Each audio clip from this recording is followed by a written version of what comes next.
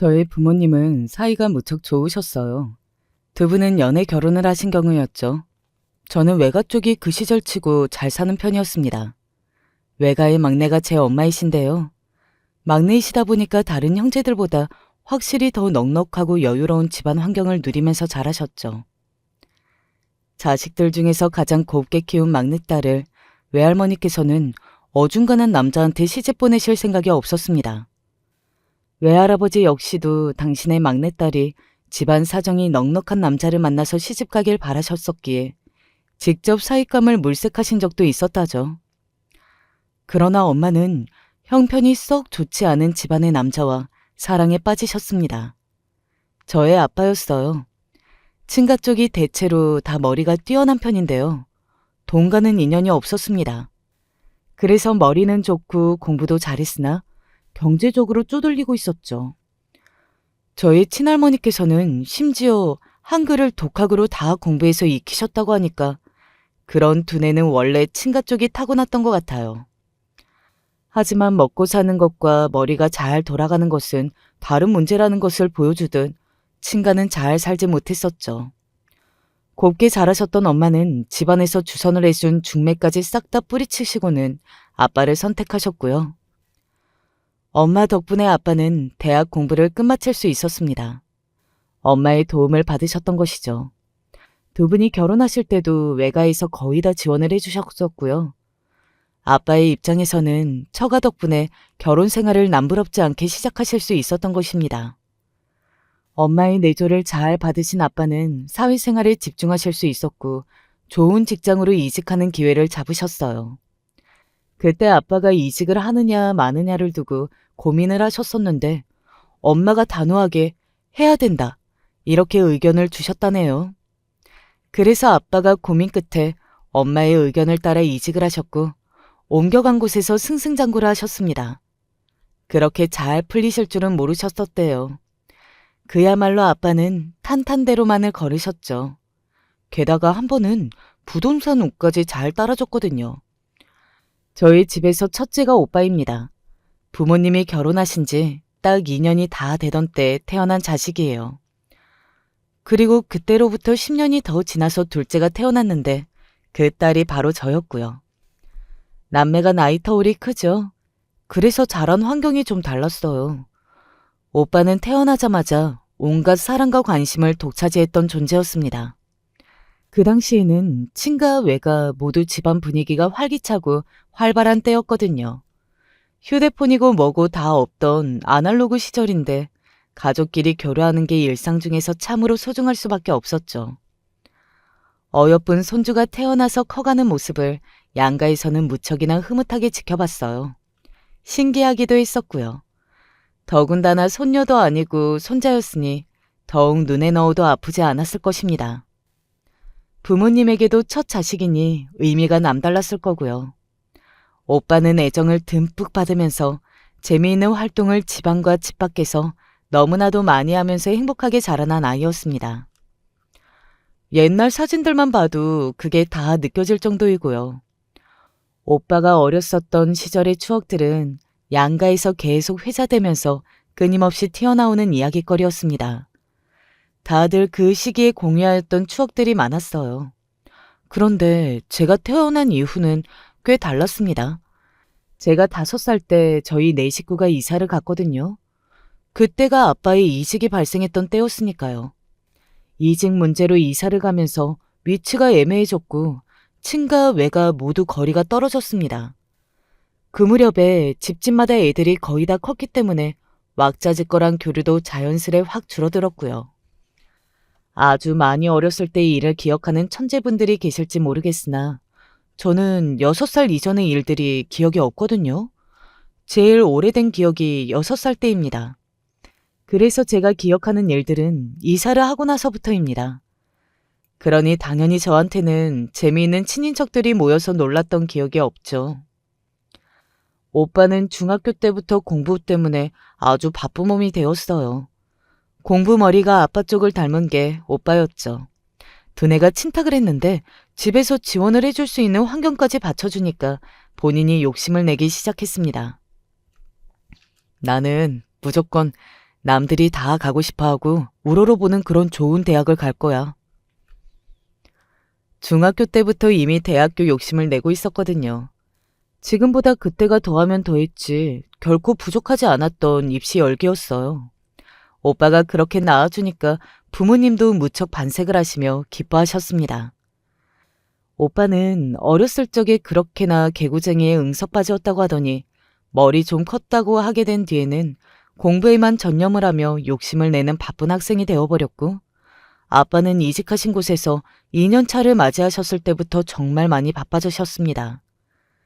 그리고 엄마 역시도 이사를 하여서 새롭게 자리 잡은 곳에서 그 이전과 다르게 살아보고 싶어 하셨고, 이웃분들과 모여서 부업을 하신다든지 그렇게 바쁜 일정들을 만들어 가셨어요. 초등학교에 입학했던 저는 수업을 마치고 나면 항상 허전함을 느꼈습니다. 지금 생각해보면 그때부터 단추가 잘못 끼워졌던 것 같아요. 아빠, 엄마, 오빠 모두 저를 사랑하지 않은 것은 아니었습니다. 언제나 좋은 가족이었고 행복한 네 식구였어요. 하지만 그런 것과는 별개로 저는 집안의 막내로서 제가 언제나 동떨어져 있다는 느낌을 받았던 것 같아요. 저를 제외하고 세 사람만 지니고 있는 옛 추억들이 많다는 생각을 종종 했었고, 예전에 다 해본 거니까 지금은 안 해봐도 된다는 식으로 말을 할 때마다 저는 속으로 많이 서운했습니다. 오빠가 어릴 적에 다 해봤다고 해서 그걸로 끝이라면 저는 뭘 해볼 수 있는 건가 싶더라고요. 저에게는 못난 점이 또 있었는데 그건 바로 오빠만큼 공부를 잘하지는 못했다는 것입니다. 스카이라고 꼽히는 3대장 명문 대학교가 있죠. 오빠는 그중 한 곳에 들어갔어요. 그때 외가에서는 떡도 맞추고 아주 잔치가 열렸었습니다. 친할머니께서는 너무 감격하신 나머지 직접 찾아오셔서 오빠를 끌어안고 우셨었죠. 저는 아주 어렸을 때부터 오빠가 부러웠는데 대학 합격하고 나서 온 집안이 잔치 분위기였을 때 다시금 부러워지더라고요. 나도 이 다음에 오빠처럼 대학 잘 가면 주인공이 될 수 있을까? 부러움에 몸소리까지 쳤던 저였으나 당시의 포부와는 다르게 고등학교에 올라가자마자 제 성적으로는 명문대 간판을 다니는 게 무리라는 것을 객관적으로 깨달으며 좌절을 해야만 했습니다. 제가 고등학교 2학년에 올라가던 무렵 엄마가 저에게 이렇게 물어보셨었죠. 요새 공부는 좀 어때? 그냥 계속 비슷한 것 같아요. 그래? 힘든 일은 없고 친구들하고는 잘 지내니? 전에는 친구들하고 지내는 게 힘들다고 그랬었잖아. 요새는 어떤가 싶네. 어차피 제 고민을 누가 해결해 줄 수 있는 것도 아니고 제 몫인데요, 뭘. 제가 힘든 일 있다고 징징거리면 엄마는 별로 안 좋아하셨잖아요. 가족들이 전부 저한테 관심 없는 거 이제는 저도 잘 알고 있어요. 그러니까 괜히 관심 보이는 척 안 하셔도 돼요. 너 학교에서 무슨 일이라도 있었어? 화나는 일 있었니? 왜 엄마한테 말을 그렇게 해? 중학생도 아니고 거의 다 큰 고등학생이면서 저는 아주 유치하고 못나게 굴고 말았습니다. 이제는 쉬는 시간마다 대화하고 밥도 같이 먹는 친구들이 꽤 생겼답시고 제가 아주 기세가 등등했었나 봐요. 가족 안에서 소외감을 느껴왔던 것, 이제는 학교에서 다 풀고 있으니 문제 없다는 식으로 저는 아주 폄업하게 생각하고 있었죠. 엄마는 제가 뒤늦게 사춘기를 맞이한 것쯤으로 생각하셨는지 아빠에게 제가 많이 예민한 것 같다고 말씀을 하셨고요. 외가 식구들하고 통화를 하시면서 제가 입시 스트레스로 예민해진 것 같다는 식으로 말씀을 하시는 것도 들었습니다. 그래서 저는 속으로 엄마를 원망하고 있었어요. 괜히 모난 마음이 들어서 엄마를 퉁명스럽게 대했습니다. 그리고 그건 제 인생의 영원한 후회로 남고 말았어요. 왜냐하면 제가 고등학교 3학년 때 엄마가 돌아가셨기 때문입니다. 엄마는 갑작스러운 희귀암 진단을 받으셨어요. 그 무렵에 이유 없이 몸 상태가 계속 안 좋아서 병원은 종종 다니셨었는데요. 특별히 원인을 찾지는 못했었거든요.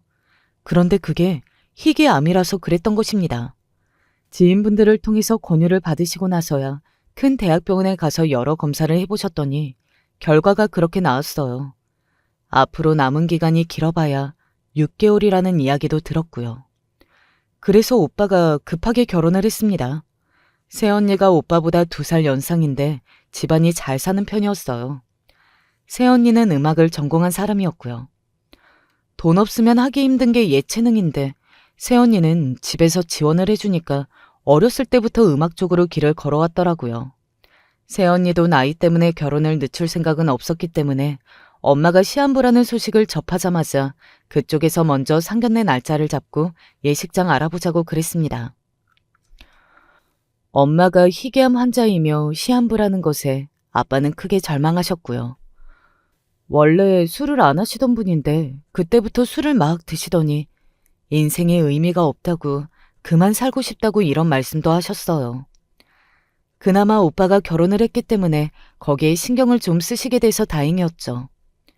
시한부 선고를 받으셨을 때도 의연하셨던 엄마는 당신의 몸 상태가 왠지 자꾸만 불길하게 느껴졌었기 때문에 아주 놀라지는 않았고 덤덤하게 받아들여진다고 하셨습니다.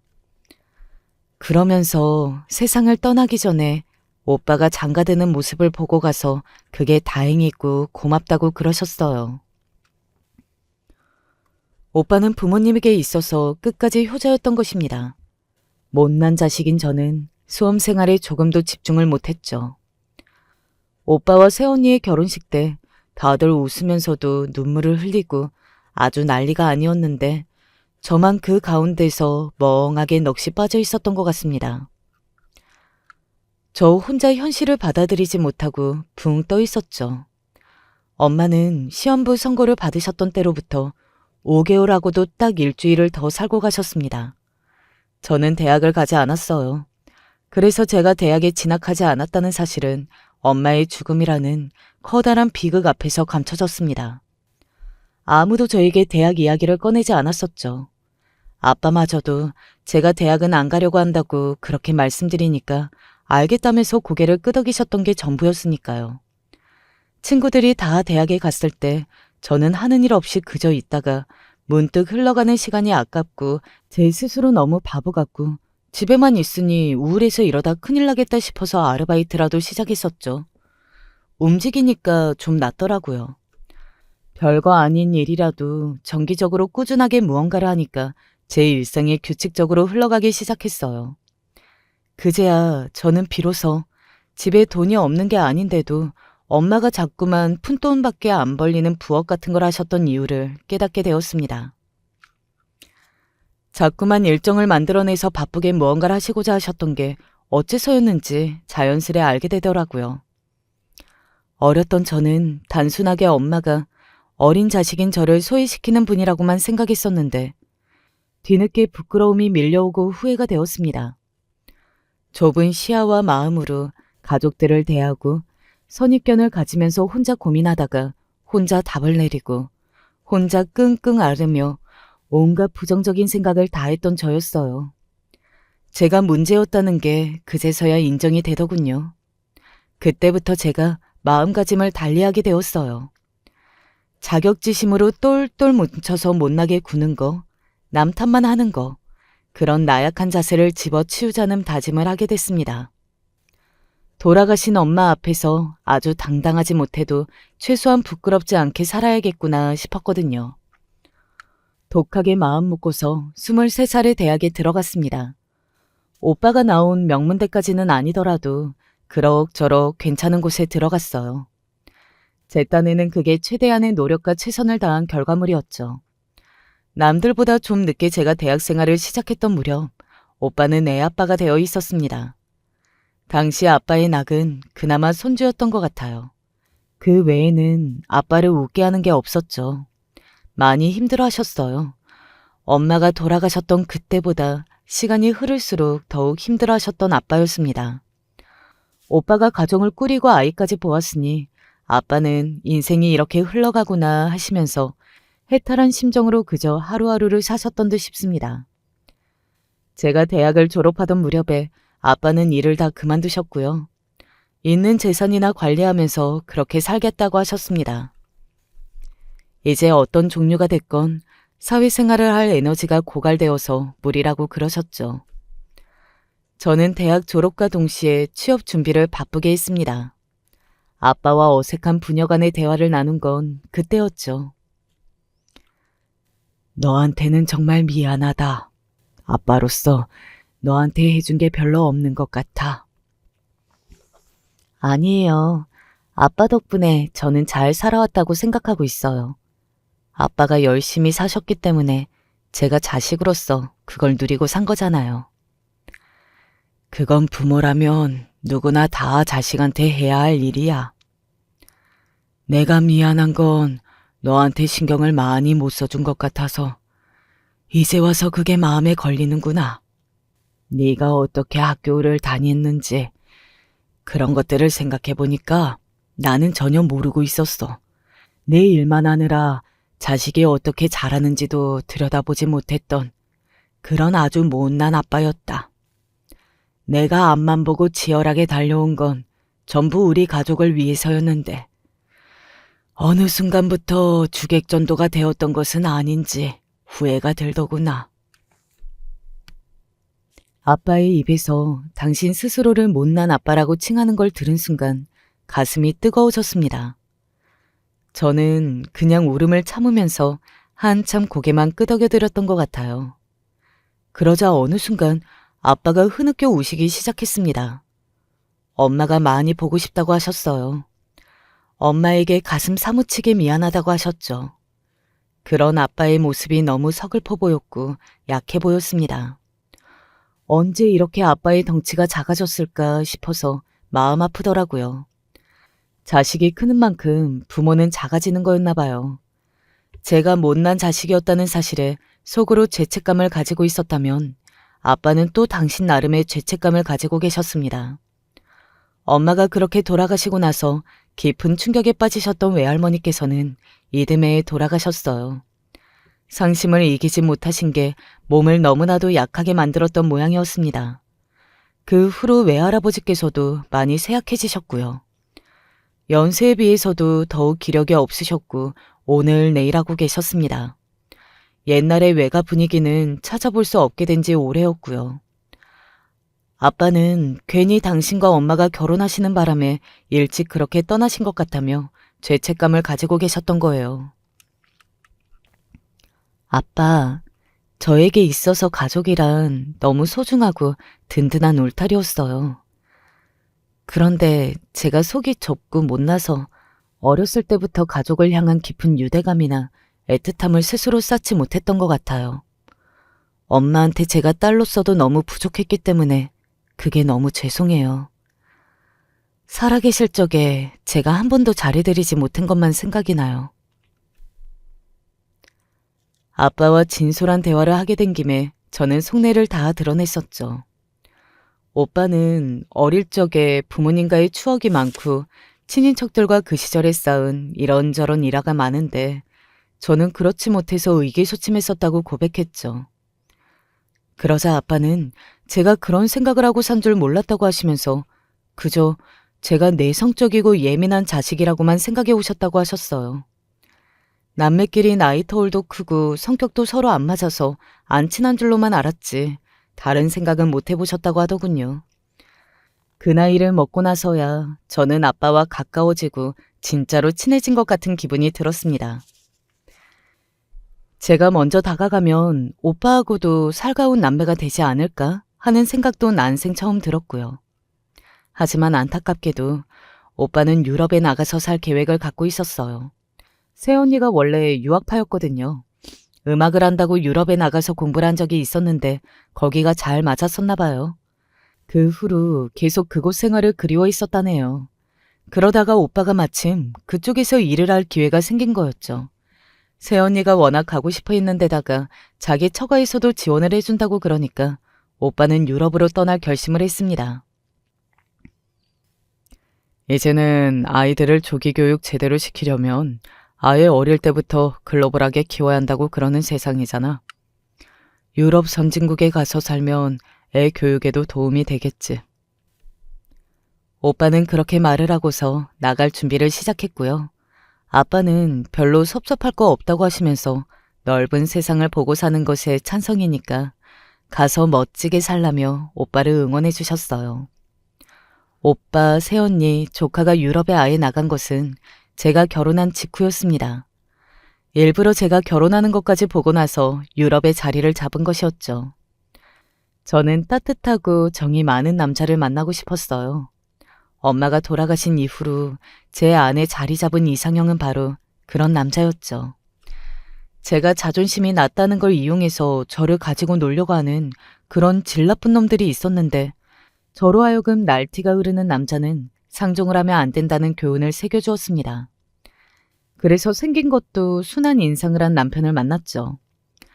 남편의 취미가 남자로서는 드물게 요리를 하는 것이었는데 이게 무척 제 마음에 들었습니다.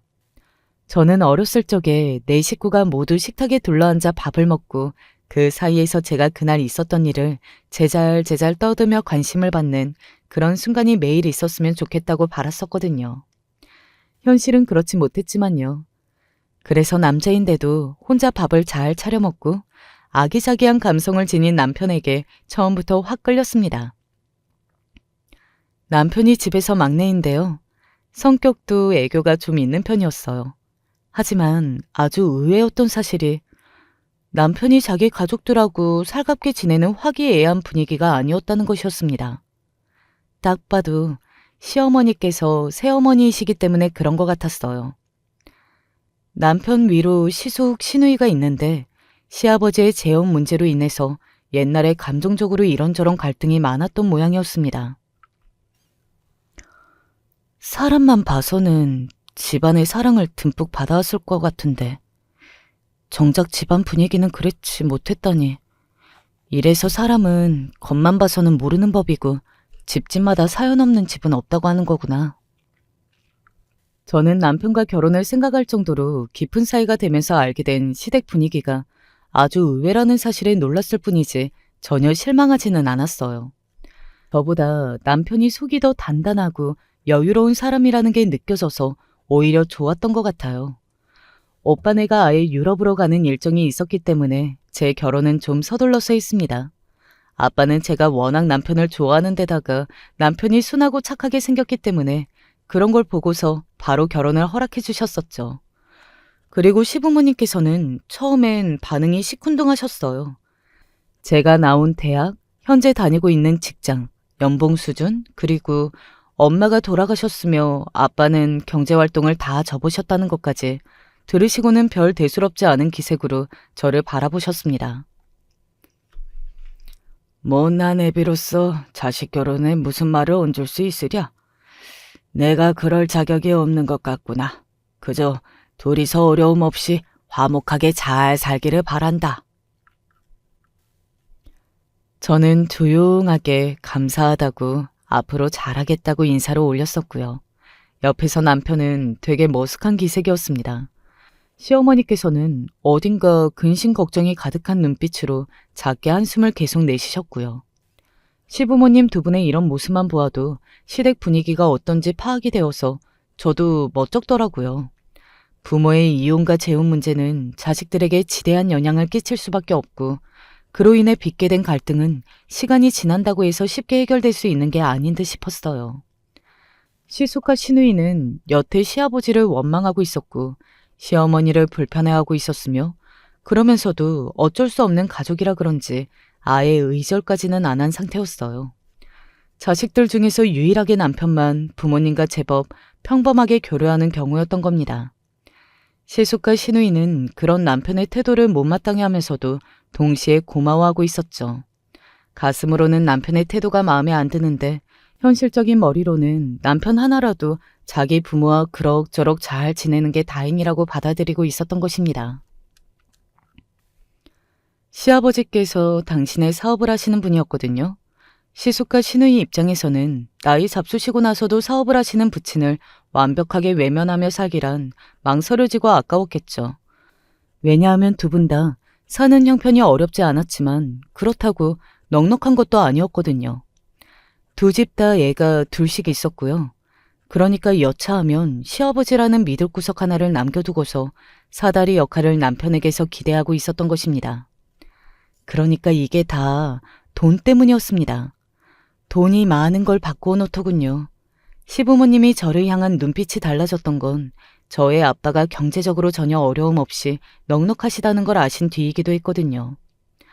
돈이 많은 부분을 좌지우지하더라고요. 저희 부부는 너무 마음에 드는 위치에 괜찮은 집이 나와서 고민 안 하고 거기를 신혼집으로 정했는데 월세였거든요. 시세 대비 저렴하기도 해서 첫 결혼 생활 2년을 보내기에 아주 적당했습니다. 저희 두 사람의 힘으로도 충분히 그 집을 계약할 수 있었죠. 별로 돈 안 드는 월세로 결혼 생활을 시작하게 됐다 보니까 시아버지께서는 더욱 저희 아빠가 꽤 재산을 가지고 계신 걸 짐작 못하셨던 것이죠. 하지만 아빠가 신혼가정을 다 장만해 주셨고 수입 침대는 오빠와 새언니가 결혼 선물로 준 것에 깜짝 놀라셨습니다. 오빠네가 유럽으로 아예 떠난다는 것을 아시고는 제 친정이 짐작과는 다르게 꽤나 잘 산다는 걸 눈치채셨어요. 이제 보니까 내가 너무 무심해서 우리 며느리가 그동안 어떻게 살아온 인물인가, 그 집안은 또 어떤 사정이 들어있나 자세히 들어볼 생각도 못했었구나. 울세아가 괜찮다면 네 얘기 좀 해주련. 그리고 우리를 시부모라고 생각하기보다는 또 다른 친부모, 이렇게 앞으로 생각을 해주면 좋겠구나. 어느 순간 시부모님의 눈빛이 달라지더니 시아버지께서 무척 푸근하고 자상하게 관심을 보여주셨어요. 시어머니께서도 따스한 미소를 지으며 저를 봐주셨고요. 두 분 다 되게 자식 일에 관심 하나 없으신 분들인 줄로만 알았다가 새로운 면모를 마주하게 되어서 저는 얼떨떨했어요. 이런 분들이셨나 싶어서 신기하기도 했었고요. 그때는 제 친정 재산과 시부모님의 태도 변화를 크게 연관지어서 생각을 못 해봤던 것 같아요. 그래서 시부모님 쪽에서 먼저 저에게 손 내밀어 주시고 어떻게 지내는지 맨날 관심을 기울여 주시고 그렇게 해주시는 게 마냥 감사하기까지 했었습니다. 그리고 결혼하고 나서 살림을 거의 남편이 다 도맡아서 했거든요. 남편이 그렇게 하는 걸 좋아했어요. 아기자기하게 챙기는 걸 좋아해서 저한테 종종 도시락도 싸주었습니다. 직장에 점심시간이 돼서 도시락을 가지고 온 날이면 식사를 하러 안 나가고 그냥 휴게실에서 그걸 먹었는데요. 그럴 때마다 주변 동료들이 저를 부럽게 쳐다봤었어요. 저한테 결혼을 진짜 잘했다고, 어디서 그런 가정적이고 음식 솜씨 좋고 센스까지 갖춘 남자를 만나 결혼을 했냐고 칭찬 일색이었습니다. 겉으로는 티를 안 냈으나 사실 제 어깨는 하늘까지 솟을 노릇이었죠. 남편은 평범하게 중소기업에 재직 중이었고 저랑 연봉이 거의 같았으니 남자치고 많이 번다고 할 수 없었습니다. 그리고 그쪽이 별로 전망이 좋지도 못했어요. 예전에 저희 아빠는 업계에서 알아주는 기업에서도 잘 나가는 부서에서 일을 하셨었고 그때 새로운 걸 많이 추진하시면서 탄탄대로를 달리며 계속 발전해 나가셨었는데 그랬던 현상과 비교하자면 남편은 가만히 고여있는 웅덩이나 다름없었습니다. 오히려 제 직장의 전망은 더 좋았어요. 그러한 조건만 보고서는 아빠가 당신의 사위를 높게 쳐주시기 어려웠을 것입니다. 하지만 제가 워낙 남편과의 결혼 생활에 만족하고 있었으니까요. 저를 보시고서 아빠는 갈수록 당신의 사위를 마음에 쏙 들어하며 흐뭇해하셨었죠. 내가 우리 딸한테 못해줬던 것들을 사위가 대신해주는구나. 생각할수록 참 고맙고 우리 딸이 결혼 한번 정말로 잘했구나 싶어. 저는 결혼을 하고 나서 더욱 아빠와 정서적으로 가까워졌음을 느낄 수 있었어요. 그 점이 너무 좋았고 제 내면이 풍성하게 채워지면서 저 스스로가 안정적이고 단단한 사람이 되어간다는 느낌도 받을 수 있었습니다. 이런 저의 곁에는 남편이 있었고 사위 노릇도 정말 잘하였어요. 남편이 가정 안에서 사실 결핍이 있을 수밖에 없던 환경이었고 온전한 부모의 관계를 보고 자란 자식이 아니었기 때문에 저의 아빠에게 더욱 진심을 다하는 사위가 될 수 있었다고 봤습니다. 저는 시부모님과 날로 가까워지고 있었으나 남편은 저만큼은 아니었어요. 시부모님을 향한 묘한 거리감, 그 어색한 벽을 남편은 지니고 있었죠. 그건 쉬이 허물어질 수 있는 게 아니었고, 그래서 자기 형이나 누나처럼 등을 돌리고 살아오진 않았으니 그것만으로도 남편이 참 많이 노력을 해온 자식이라 생각했습니다. 제가 시부모님의 비밀을 알게 된 건 그리 오래 지나지 않아서였어요. 충격적이게도 시부모님은 정식으로 재혼하신 관계가 아니었습니다. 혼인신고는 안 하셨던 거예요. 왜냐하면 이혼을 안 하셨기 때문입니다. 그러니까 제가 시어머니라 여겼던 분은 엄연히 시아버지의 동거인 자격일 뿐이었고요. 남편을 낳아주신 진짜 시어머니는 따로 계셨죠. 감히 바람을 피운 게 괘씸해서 내가 절대로 이혼은 안 해줘야겠다고 진작 마음을 먹었던 게지. 누구 좋으라고 이혼을 해줘? 내 눈에 흙이 들어가기 전까지는 절대 못 해주지. 이럴 수가. 제가 그 사실을 처음에 알고 얼마나 당황했던지 모릅니다. 시아버지께서는 바람이 단단히 나셨던 것이고 그의 열이 받을 대로 받으신 저의 진짜 시어머니께서는 죽어도 이혼만은 안 해주는 것으로 당신 나름의 복수를 하게 되셨던 것입니다.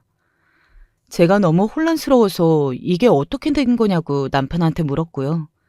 그러자 남편이 자기도 여전히 혼란스러운 심정이지만 시아버지의 눈치가 보여서 그분을 어머니라고 처음부터 부르기는 해왔다고 그러더라고요.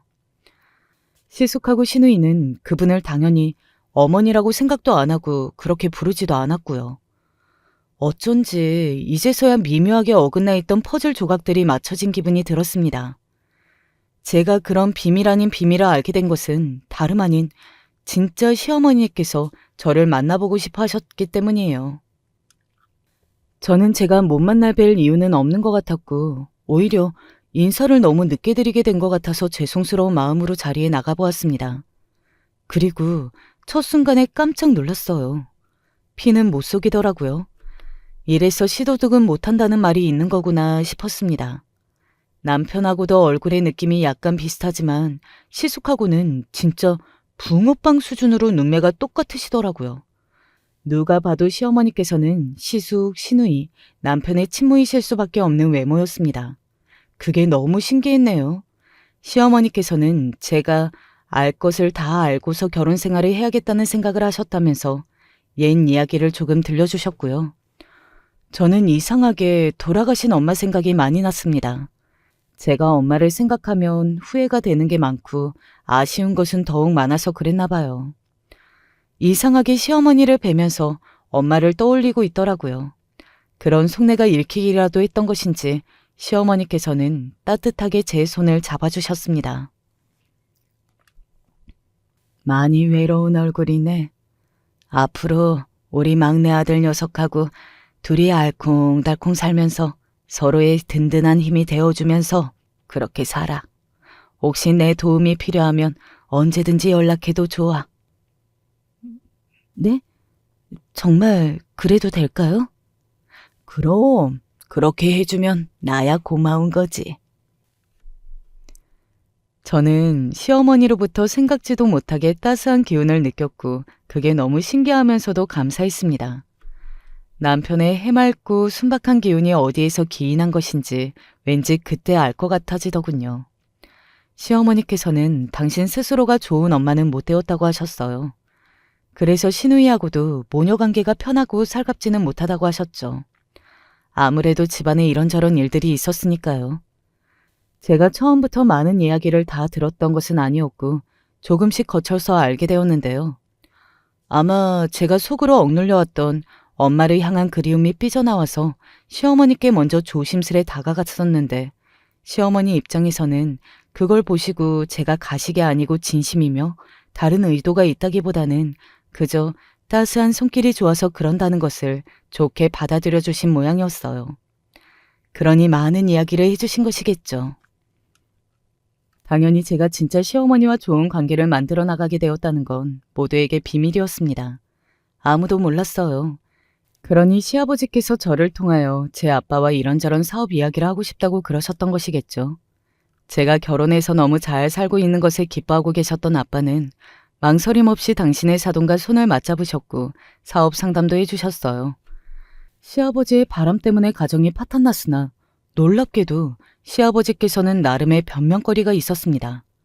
그건 바로 시어머니께서 먼저 빌미를 제공하셨다는 것이었죠. 이게 무슨 소리인가 하면 이야기가 거슬러 올라갑니다. 시어머니께서는 당신의 시댁이 잘 사는 줄 알고 시집을 처음에 오셨어요. 그런데 아니었죠. 완전히 속으신 것이었어요. 그래서 시어머니의 친정에서 따지러 찾아오셨고 난리도 아니었다고 합니다. 하지만 옛날 그 시절이었으니 이미 남녀가 결혼하여 하나가 됐으면 그걸로 끝이라는 분위기가 그 동네에 있었다네요. 어쩔 수 없이 시어머니께서는 이를 갈며 결혼 생활을 하게 되셨습니다. 속은 것도 억울하신데 시집살이까지 겪으셨어요. 성질머리 한번 고약한 시모, 얄미운 신우, 게다가 시부는 전하의 술꾼이고 정말 환장한 노릇이었지. 시어머니께서는 별것도 아닌 일로 트집을 잡혀서 시할머니로부터 뺨을 맞으셨을 때 결혼 괜히 했다는 지독한 후회를 하셨다고 합니다. 뼈 빠지게 가난한 집구석에서 어떻게든 해보려고 발버둥 치면서 일을 다니셔야 했고 온갖 시집살이를 다 당하시며 고군분투하시는 와중에 육아까지 다 하셨죠. 상상만 해도 괴로운 것들입니다. 그런 것들을 다 견뎌내며 이악 물고 시어머니께서는 버티시던 와중이었고 둘째인 시누이를 임신하고 계셨을 때가 유독 몸이 안 좋아서 힘들었는데 시아버지께서 바람을 피우셨대요. 다방 마담인가 레진인가? 아무튼 다방에서 일하는 여자하고 눈이 맞으셨던 것입니다. 나 임신하면 부인 삼아줄 거야? 내가 정실이 있어서 첩은 어때? 첩은 자존심 상해서 싫어. 에이, 알았어. 그러면 네가 정실해라. 근데 부인이 지금 임신 중 아닌가? 그래도 나 정실 시켜줄 수 있어? 애 낳으면 내가 쫓아낼게. 그 자리에 네가 들어와서 내 애를 이어서 낳아주면 되지. 더러운 대화를 나누며 갖는 미래를 다방 손님이 우연히 봤습니다. 그 다방 손님은 시어머니와 친하게 지내고 있던 이웃의 가족이기도 했습니다. 그렇게 말이 전해졌죠. 시어머니께서는 미칠 듯한 배신감으로 울부짖으셨어요. 극심한 스트레스로 쓰러지셨고 출산일까지 더 남은 상태였는데 시누이가 더 일찍 태어나고 말았습니다. 그래서 시누이는 아기였을 적에 몸이 무척 약했다고 하더라고요. 다방 여자는 겁에 질려 영영 잠적을 해버렸고 시아버지께서는 무릎을 꿇고 비시며 다시는 안 그러겠다고 맹세를 하셨습니다. 시할머니께서는 그런 당신의 아들 모습을 보며 눈물을 흘리셨다네요. 불쌍한 우리 아들이 왜 빌어야 하니? 이 성미 고약한 거사. 남자가 한 번쯤 그럴 수도 있는 거지. 너는 어째 용서를 안 해주려고 해? 너 그렇게 살면 천벌받아. 용서 안 해주는 쪽이 이상한 것이라고 몰아가는 분위기가 형성되었어요. 그래서 시어머니께서는 이를 갈며 억지로 시아버지를 품어주실 수밖에 없었습니다. 다 쓰러져 가던 집구석이었는데 시어머니께서 정신 똑바로 차리고 현명하고 성실하게 사셨던 덕분에 가세가 점점 폈던 것이었어요. 오로지 시어머니 덕분에 시아버지께서 당신의 사업 체질을 알게 되셨던 것이고요. 그만큼 시어머니께서는 보통 분이 아니셨거든요. 슈퍼우먼이라고 칭해도 되시는 분이었죠. 재능이 많으신 분인데 어디를 가든 만개할 꽃이었는데 겨우 그렇게 사셨으니 시어머니 스스로도 갑갑하고 심란하셨을 것입니다. 그래도 책임감을 가지고 사셨는데 시할머니께서 병안으로 돌아가신 뒤 시아버지께서 바람을 피우시자 걷잡을 수 없는 분노를 느끼셨던 거예요. 내가 어떤 심정으로 그 모든 걸 인내하고 견디면서 살았는데 당신은 바람을 또 피워? 그것도 이번에는 진짜 사랑이니 운명이냐는 개소리를 하면서? 나와 이혼하고 그 여자랑 새로 살림 차리는 게 소원이라고? 당신이 정말 미쳤구나. 만약 어머님이 살아계셨으면 얼빠지게 생겨먹어서는 가진 것은 몸뚱이밖에 없는 그런 여자 따위는 절대 허락 안 하셨을 테지. 당신도 알 텐데. 이미 어머니는 돌아가셨는데 무슨 상관이야? 나는 당신처럼 똑똑한 척을 다 하면서 비싸게 구는 여자한테 질렸어. 내가 진짜 사랑을 찾아 나선 건 바로 당신 때문이기도 해. 당신이 그따위로 구니까 내가 다른 여자를 찾아 나설 수밖에 없었던 거지. 이제는 나만 위해주는 나긋나긋한 여자하고 남은 인생을 그렇게 살 작정이야. 당신도 나하고 결혼한 거 어차피 후회하고 있었잖아. 그러니까 잘 된 거 아닌가?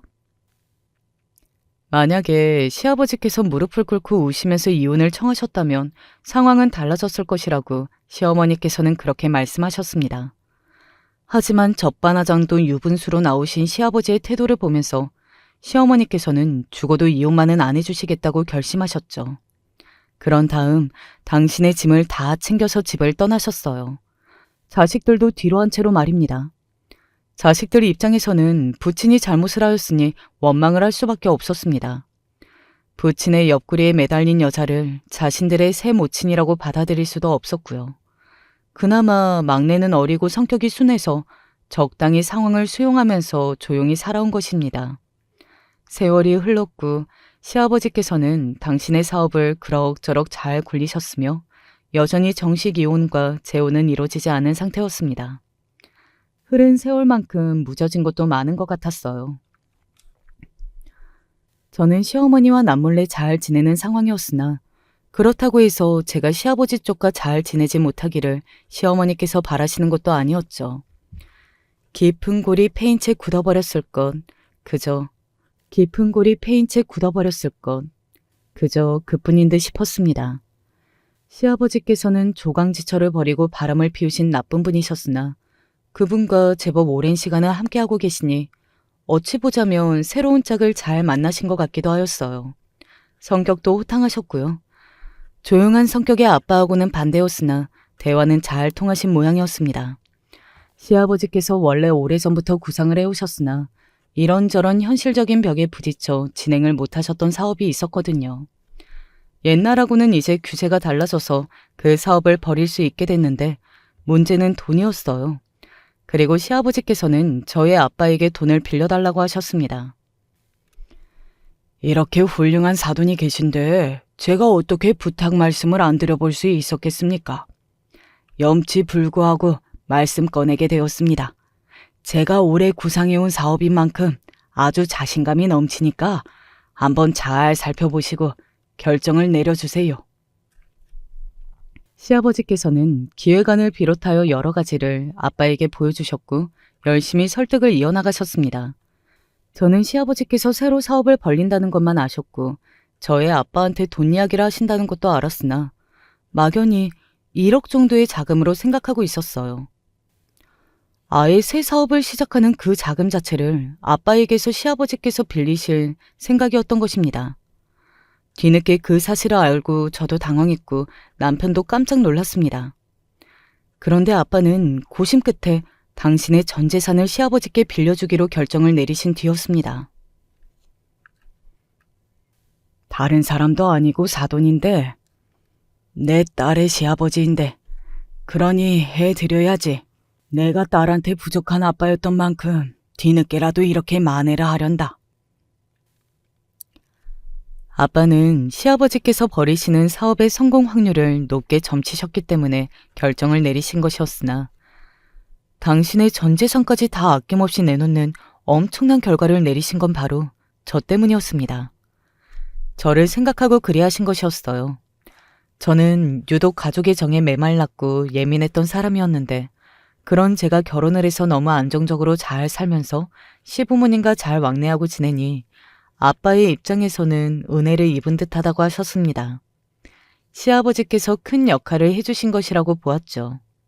시아버지라 안주하는 시숙과 시누이도 그 사업에는 호의적인 반응이었기 때문에 저 역시도 그게 잘 될 것이라는 생각이 들었습니다. 그래서 아빠를 차마 만류하지 못하였고 이미 결정이 그렇게 난 이상 차라리 감사하다고 제대로 인사를 드리고서 앞으로의 관계를 더욱 돈독하게 해가는 편이 낫다고 판단하였어요. 아빠는 당신의 전 재산 10억가량을 시아버지의 새 사업에 투자하셨습니다. 몇 달 뒤 저는 임신 사실을 알게 되었어요. 제가 엄마가 된다는 사실이 설레기도 하고 무섭기도 했습니다. 과연 제가 똑바로 엄마 노릇을 잘할 수 있을지 겁이 났고 그래서인지 몸이 계속 안 좋았어요. 계속 걱정만 많이 하다가 정기검진을 위해 병원으로 갔는데 유산 사실을 알았습니다. 허무했고 눈물이 났어요. 제 잘못 같더라고요. 제가 마음의 준비가 안 된 것을 알고 아기 천사가 떠나준 것만 같아서 너무 슬프고 미안했습니다.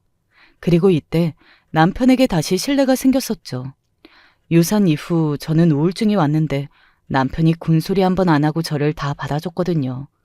원래도 집안 살림을 잘하던 사람이었기에 저는 다 맡겨놓고 제 자신을 추스를 수 있었고요.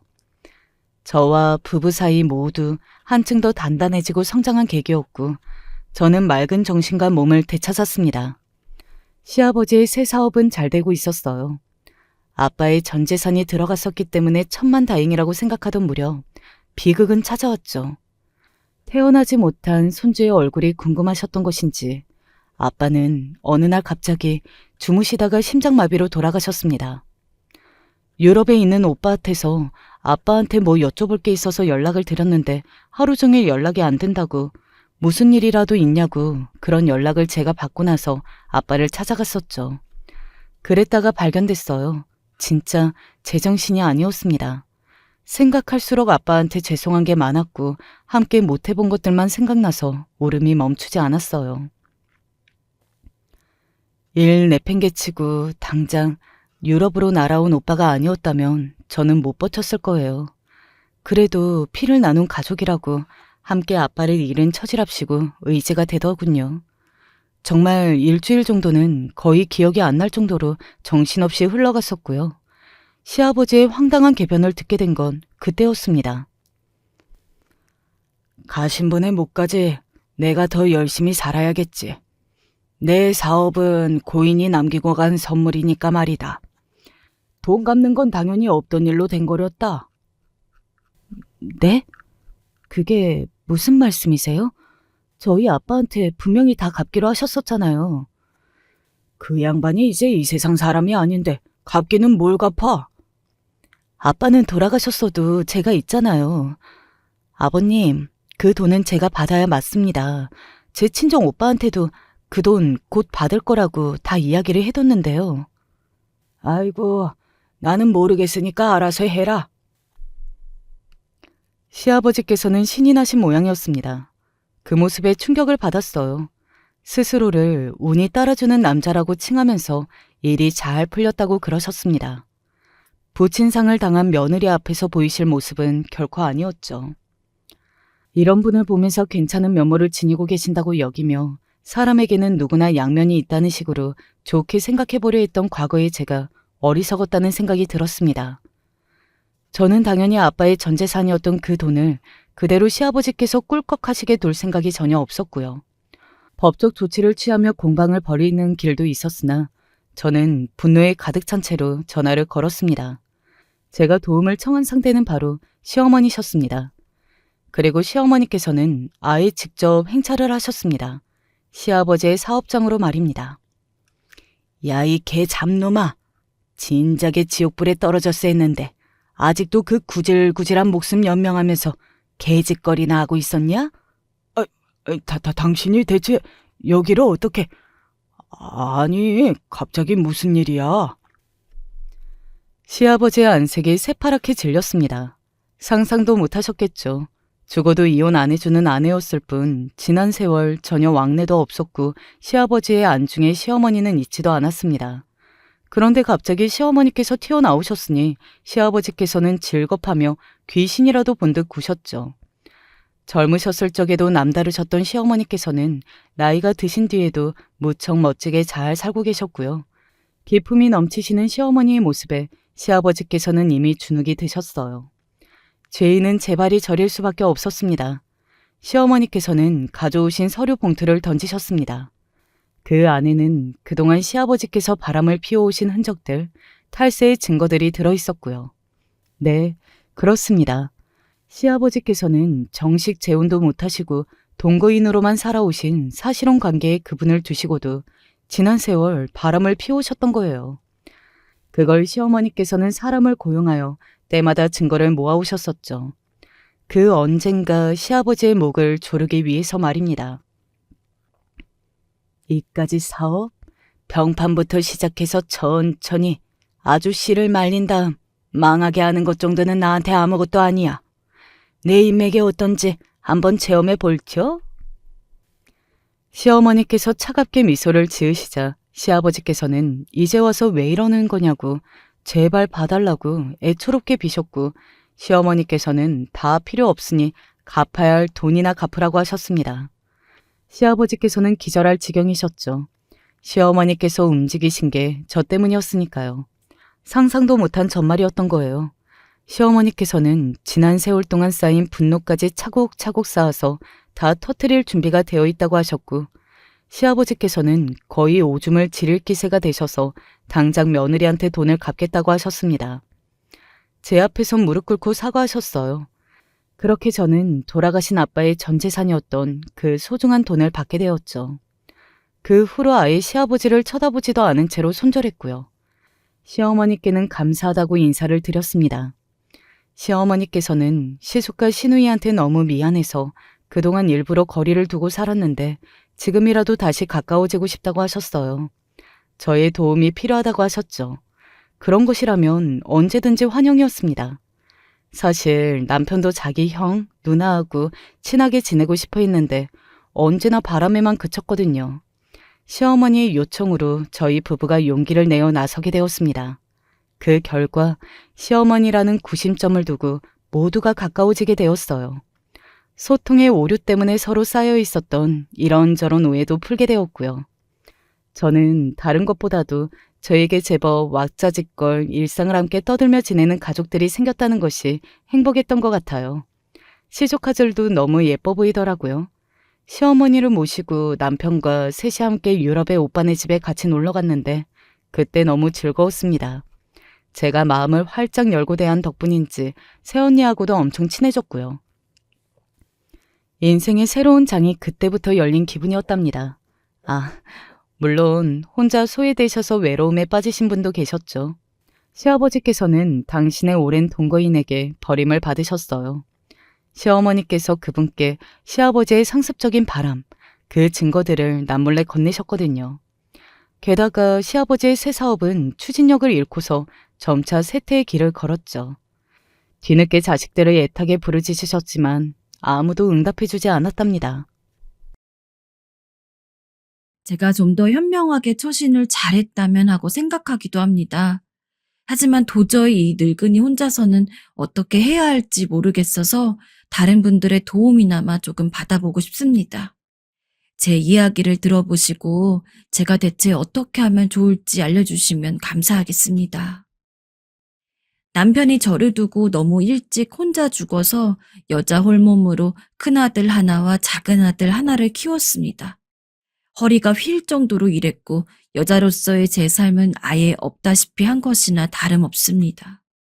가끔은 왜 그렇게 남편이 일찍 죽었는지 의미 없는 원망을 한 적도 많습니다.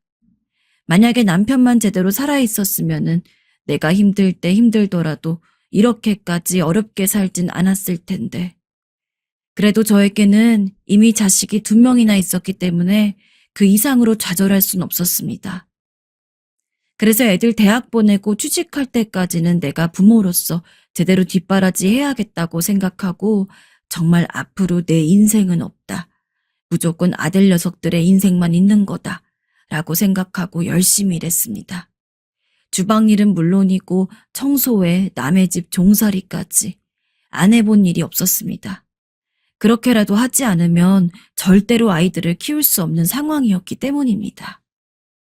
젊은 나이부터 참 별의별 일들도 많이 겪고 울기도 정말 많이 울어서 눈이 붓지 않을 날이 없었던 때도 있었지만 한 해 한 해 가면서 아들 둘이 커가는 것을 볼수록 후회란 없었습니다.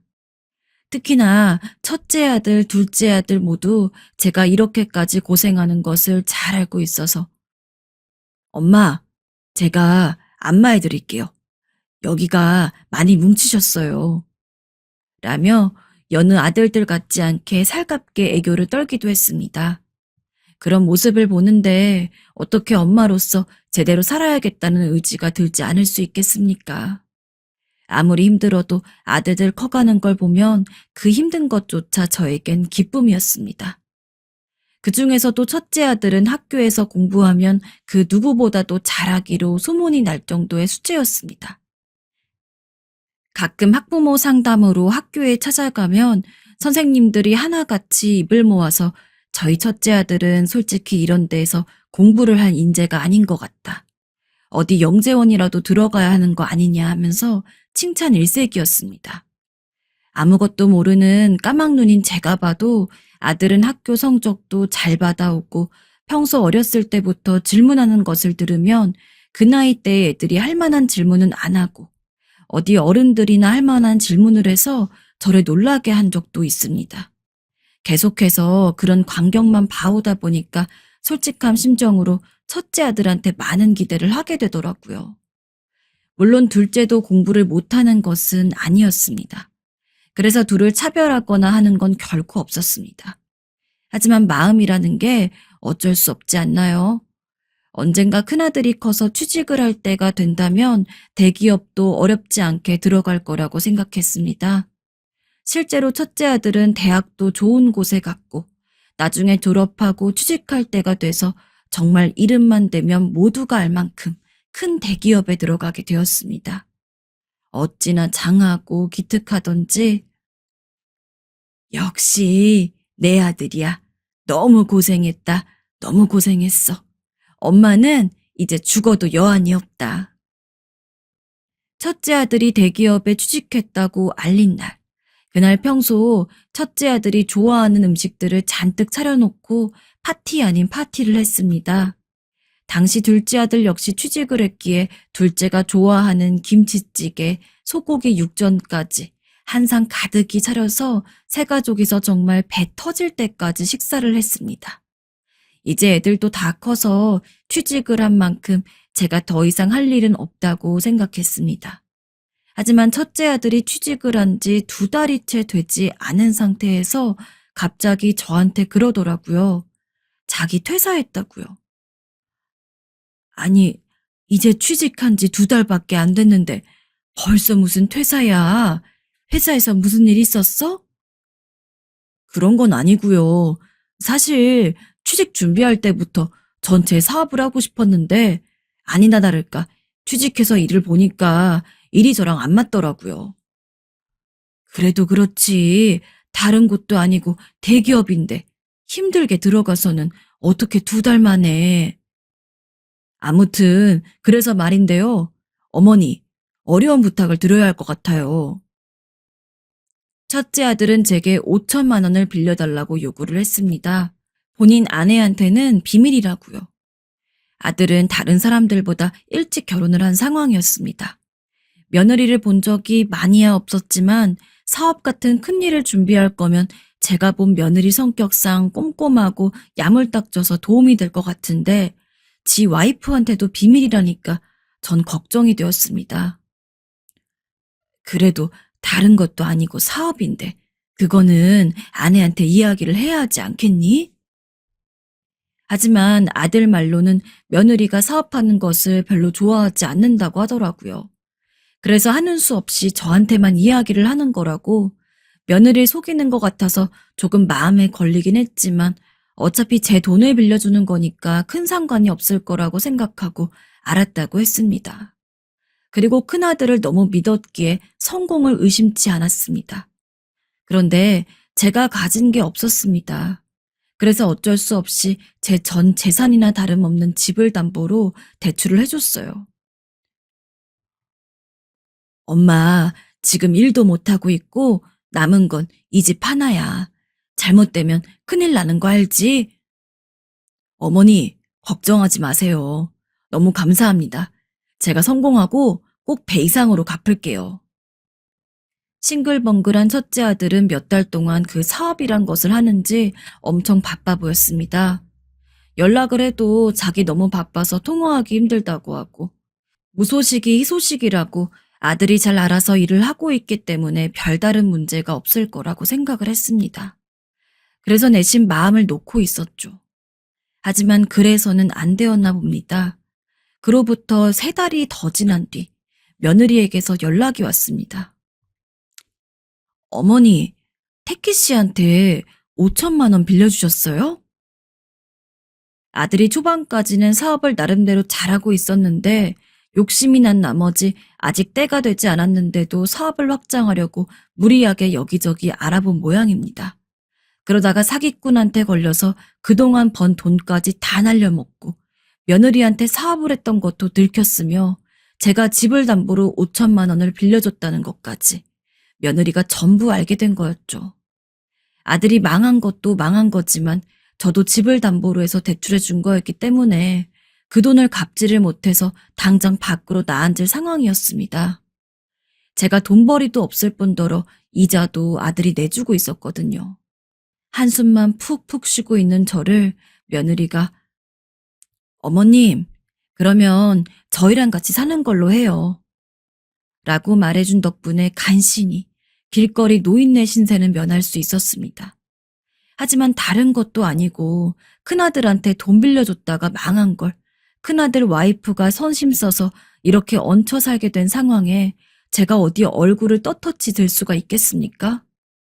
솔직히 처음에는 눈치를 엄청 보게 되더라고요. 며느리가 저를 눈치 주는 성격도 아니었습니다. 근데 노인네 자존심인지 뭔지 괜시리 더 틱틱거리게 되고 그러더라고요. 그런데도 며느리는 그런 저한테 화 한 번 낸 적 없습니다. 오히려 무슨 친딸처럼 매일같이 저한테 와가지고는 어머님, 어머님 하며 누구보다 잘 대해주었죠. 솔직히 굳이 거기서 누군가가 눈치를 봐야 한다면 저인 게 맞다고 생각했는데 며느린 오히려 제 눈치를 봤습니다. 본인도 알고 있었을 거예요. 제가 그 집에 들어와서 괜히 눈치 보며 제대로 기 한 번 못 펴고 있다는 것을요. 그리고 그런 저를 위해서 오히려 본인이 눈치를 보는 거였습니다. 며느리가 그렇게까지 알뜰살뜰하게 나오는데 아무리 제가 꼬장꼬장한 시어머니라고 하더라도 마음이 풀릴 수밖에 없었습니다. 며느린 정말로 저에게 잘해줬거든요. 솔직히 자기 일하겠다고 나서다가 말아먹은 큰아들 때문에 완전히 눈치를 안 볼 순 없었지만 그래도 며느리 덕분에 큰아들 집에서 사는 게 조금은 편했습니다. 제가 만약에 며느리였으면 자기 허락도 없이 몰래 사고친 남편 엄마는 꼴도 보기 싫었을 것 같은데 전 정말 며느리 덕분에 젊을 적에도 못 해봤던 나들이를 수없이 했습니다. 제가 평소 단 것은 안 좋아하지만 주전부리 먹는 것을 즐기는데 며느리가 자기가 평소 가는 가게에 제가 좋아할 법한 것이 있다면서 제 팔짱을 끼고 데려가기도 하고 어느 날은 본인이 그걸 사왔다면서 저한테 슬쩍 선물이라고 주기도 했습니다. 어머님, 맛이 어떠세요? 괜찮구나. 원체 무뚝뚝하고 표현을 잘 못하는 저인지라 비록 며느리가 뭘 해도 건조한 반응밖에 내보일 순 없었지만 며느린 그래도 저를 무척 좋아했습니다.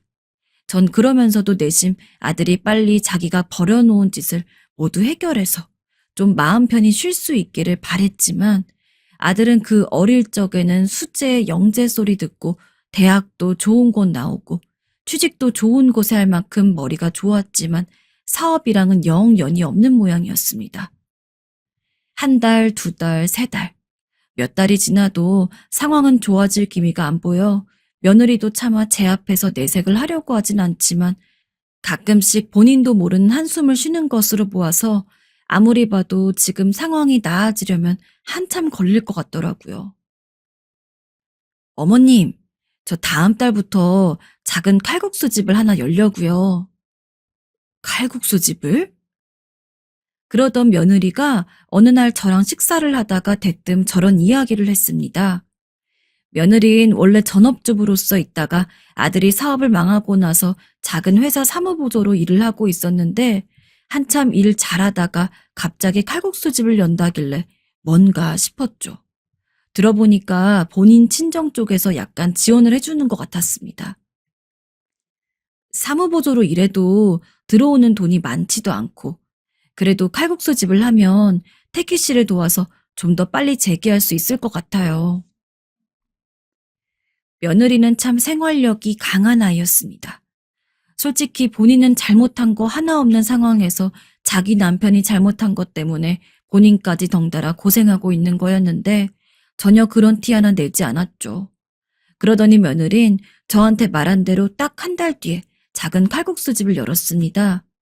요새 워낙 음식점 하는 사람들이 많다 보니까 칼국수집을 해도 얼마나 장사가 잘 되려나 걱정을 하기는 했는데 며느리가 의외로 솜씨가 꽤 괜찮나 보더라고요. 며느리가 차려주는 식사를 먹긴 했지만 그렇다고 해서 특별히 엄청 맛있다거나 장사해도 되겠다는 생각을 해본 적이 없었는데 대충 들어보니까 동네에서 조미료 크게 안 쓰고 맛도 좋고 양도 많고 건강에도 좋다는 소문이 좀 퍼진 모양이었습니다.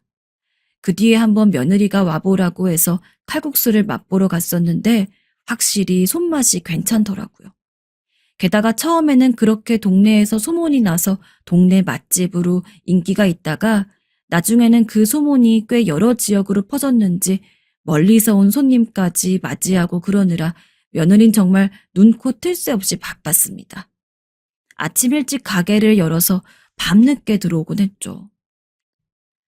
그 정도로 바쁘면 사람을 쓰지. 왜 그렇게 미련하게 혼자서 다 하려 그래?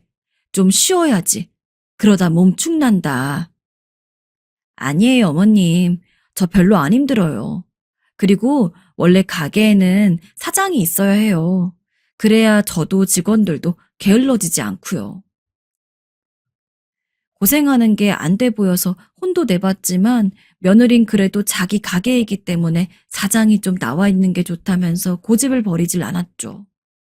뭐 제 가게도 아니고 며느리 가게에서 며느리가 그렇게 하겠다는데 제가 더 뭐라고 하겠습니까?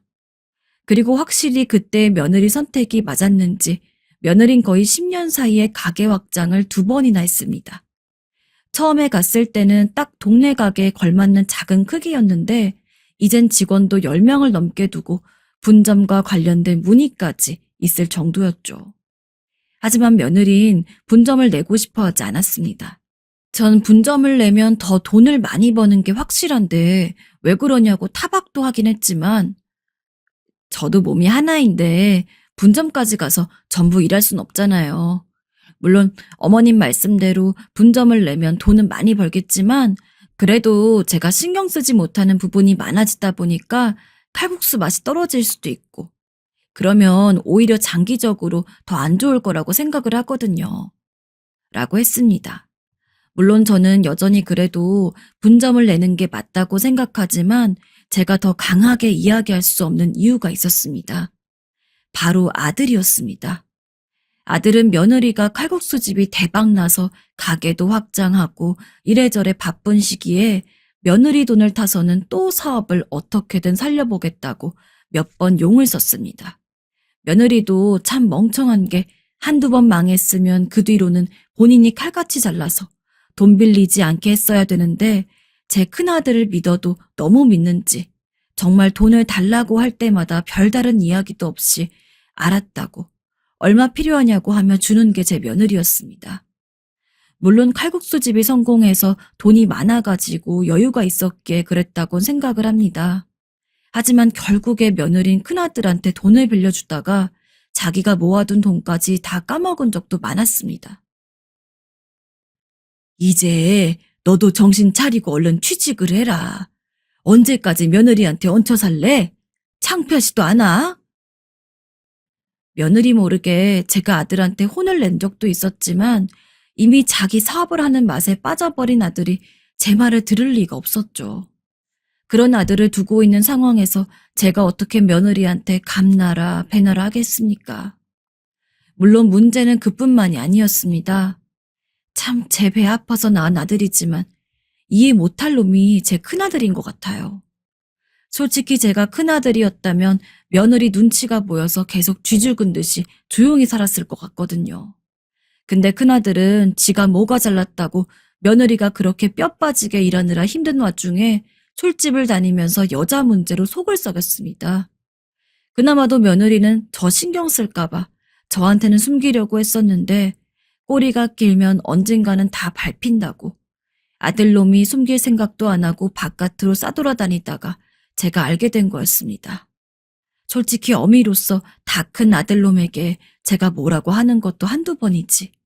이렇게 온갖 문제로 사고를 치는데 참 다 큰 아들한테 매번 이런 문제로 혼을 낼 수도 없는 일이고, 며느리가 그것 때문에 속 썩으면서 아들이랑 자주 싸운다는 것도 알았지만 전 그냥 가만히 있었습니다. 지금 생각해보면 며느리가 똑부러진 구석이 있다는 걸 알아서 그걸 믿고 있었던 것 같아요. 굳이 제가 나서지 않아도 며느리가 알아서 다 해결할 거라고. 그런데 하루는 며느리가 베란다에서 아들과 싸운 뒤 흐느끼고 있더라고요. 못 본 척 지나가려 했지만 왠지 죄책감이 들었습니다. 그 못난 아들을 제 뱃속으로 낳았으니까요. 얘야, 내가 미안하다. 정말 미안해. 내가 저놈을 잘못 키운 것 같아. 다 내 잘못이야. 아니에요, 어머님. 어머니가 무슨 잘못이 있으세요. 남편도 다신 안 그런다고 하니 믿어봐야죠. 어머님 걱정 끼쳐드려서 죄송해요. 이런 며느리가 또 있을까요? 오히려 저를 위로하는 며느리를 보고 전 더 이상 아무 말도 할 수 없었습니다. 그리고 한동안은 조용한 날들이 이어졌습니다. 그런데 올 봄에 일이 터졌습니다. 전 여전히 큰아들 집에서 며느리 돈으로 먹고 살고 있었고, 큰아들도 이제 더 이상 사업 관련해서 이야기는 안 하고 있었지만 역시나 며느리가 벌어오는 돈으로 집에서 놀고 먹는 중이었습니다. 큰아들네 집에서 오래 살다 보니까 그 동네 또래 할망구들이랑 조금 친해져서 자주 만나고 그랬는데, 그 동네 친구들이 돈 모아서 제주도에 놀러 가자고 하더라고요. 제주도를? 응, 관광 상품이 좋은 게 나왔대. 언제 가겠어? 여기서도 나이 들면 허리 아파 못 가. 마침 저도 제대로 밖에 나가본 지가 손에 꼽았는데 제주도 이야기를 들으니까 바로 가고 싶더라고요. 근데 제가 뭐 나이 먹어서 일을 하고 있는 것도 아니고 돈이 없잖아요. 그래서 그냥 별 생각 없이 며느리에게 이야기를 했습니다. 평소에도 돈 필요할 때 며느리한테 말했으니까요. 이번에 동네에서 알게 된 할망구들이 같이 제주도 좀 가자는데 네가 비행기표 끊어줘라. 평소 며느리는 제가 뭘 부탁하면 늘 웃는 얼굴로 알겠어요, 어머님 하면서 다 들어주는 성격이었습니다. 그래서 설마 제가 그렇게 제주도를 보내달라고 하는데 며느리가 아무 말도 없이 냉랭한 얼굴로 쌩하고 지나칠 줄은 정말 생각도 못했어요. 솔직히 기분이 영 좋진 않았지만 그래도 무슨 사정이 있겠거니 싶어서 이번엔 아들한테 이야기를 했습니다. 엄마, 제가 돈이 있을 것 같아요. 애엄마한테 말하세요. 하지만 아들한테 이야기해도 별 수는 없었죠. 그래서 전 대충 며느리 기분이 풀렸을 거라고 생각이 들 때 슬쩍 가서 다시 한번 이야기를 꺼냈습니다. 제주도에 꼭 가고 싶은데 돈이 없다. 아들 녀석한테 이야기했더니 너한테 이야기하라고 하지 않느냐. 내가 찾아봤더니 요새 비행기표 얼마 안 하니까 그것만 좀 끊어줘라. 라고요. 근데 가만히 제 이야기를 듣고 있던 며느리가 갑자기 제 앞에서 눈물을 뚝뚝 흘렸습니다. 아니, 너 왜 그러니 갑자기? 아니, 왜 우는 거야? 내가 무슨 말을 했다고? 제가 얼마나 놀랐겠습니까? 당황스러워서 휴지 하나 건네지 못하고 며느리가 눈물을 흘리는 꼴을 계속 보고 있었습니다. 그랬더니 얼마 지나지 않아서 자기 옷소매로 눈물을 박박 닦던 며느리가 여전히 울음기가 가시지 않은 얼굴로 저에게 소리를 쳤습니다. 어머님, 정말 해도 해도 너무하시네요.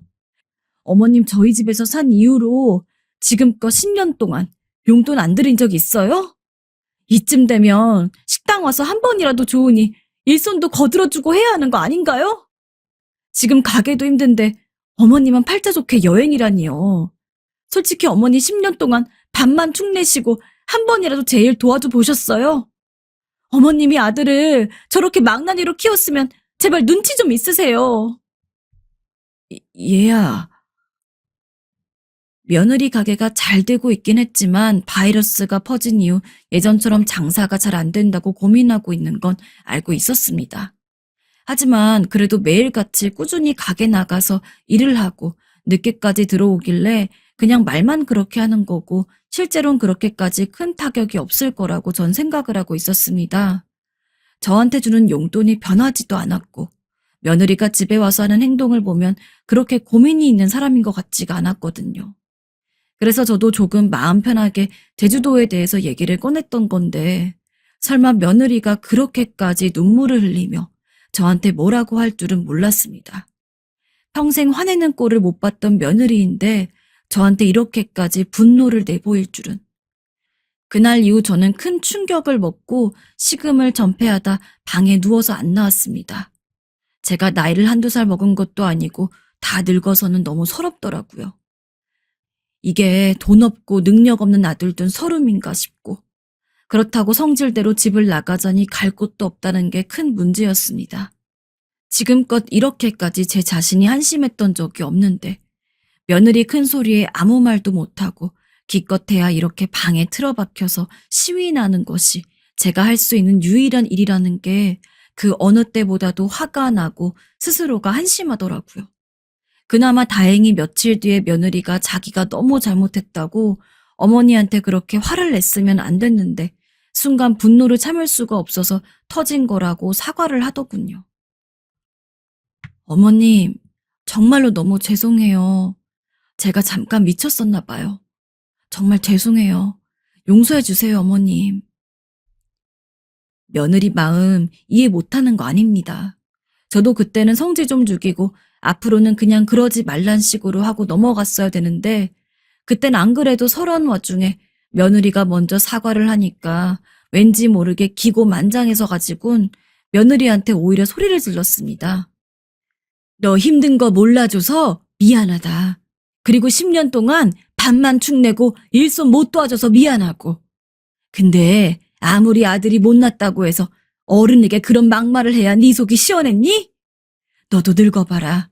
남는 건 자존심밖에 없어. 그런데 넌 내 자존심을 갈기갈기 찢어놨다. 꼴도 보기 싫으니까 당장 나가. 며느리는 몇 번 더 저에게 사과를 하려고 했지만 전 받아주지 않았습니다. 그때 정말 며느리한테 나쁜 말 많이 했어요. 네가 지금 가게 조금 잘 된다고 해서 다 늙은 시어머니한테 유세를 뿌리냐. 아무리 화가 나도 그렇지 그냥 안 되면 안 된다고 하면 될 것을 뭘 잘났다고 그렇게 따박따박 소리를 지르느냐. 그 뒤에도 한 번 정도 며느리가 또 찾아왔었는데 제가 그때도 일부러 모른 척하면서 며느리를 받아주지 않았어요. 지금 생각해보면 그때라도 받아줬어야 했는데. 그 이후로 냉전 아닌 냉전을 2달째 겪었습니다. 저도 성질을 좀 누그러뜨리고 시간이 지나니까 도대체 며느리가 이 긴 시간 동안 혼자서 제 아들은 물론 저까지 함께 보살피면서 얼마나 고생했을지가 조금 마음 깊이 느껴지더라고요. 그러고 나니까 그때 며느리가 울면서 사과하려고 찾아왔을 때 냉정하게 막말을 하며 화를 낸 제 자신이 너무 후회가 됐습니다. 저도 며느리가 고생하고 있는 걸 몰랐던 게 전혀 아니거든요. 근데 며느리가 평소 힘든 것도 얘기 한 번 안 하고 스스로 잘 이겨나가니까 자연스럽게 며느리는 뭐든지 혼자서도 잘하는 그런 애이고 굳이 제가 뭘 챙겨주지 않아도 괜찮을 거라는 생각을 은연중에 했던 것 같아요. 그래서 정말 반성하는 마음으로 있다가 며느리를 조심스레 찾아갔습니다.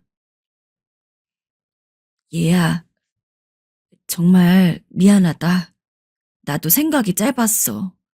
네가 얼마나 고생하는지 내가 그 누구보다 잘 아는데 네 마음 헤아려 주지 못해 미안하구나 나도. 괜한 늙은이 자존심에 너한테 해선 안 될 말을 했어. 미안하다. 며느린 그 말을 듣자마자 제게 와락 안겨 엉엉 울음을 터뜨렸습니다. 그러면서 자기도 은연중에 많이 쌓이고 속상했던 것들이 한 번에 터진 것 같다고 하더라고요. 저도 그런 며느리의 마음을 누구보다 알고 있었기에 그저 말없이 토닥였습니다. 그 후 저는 며느리와 함께 제주도에 여행을 갔습니다.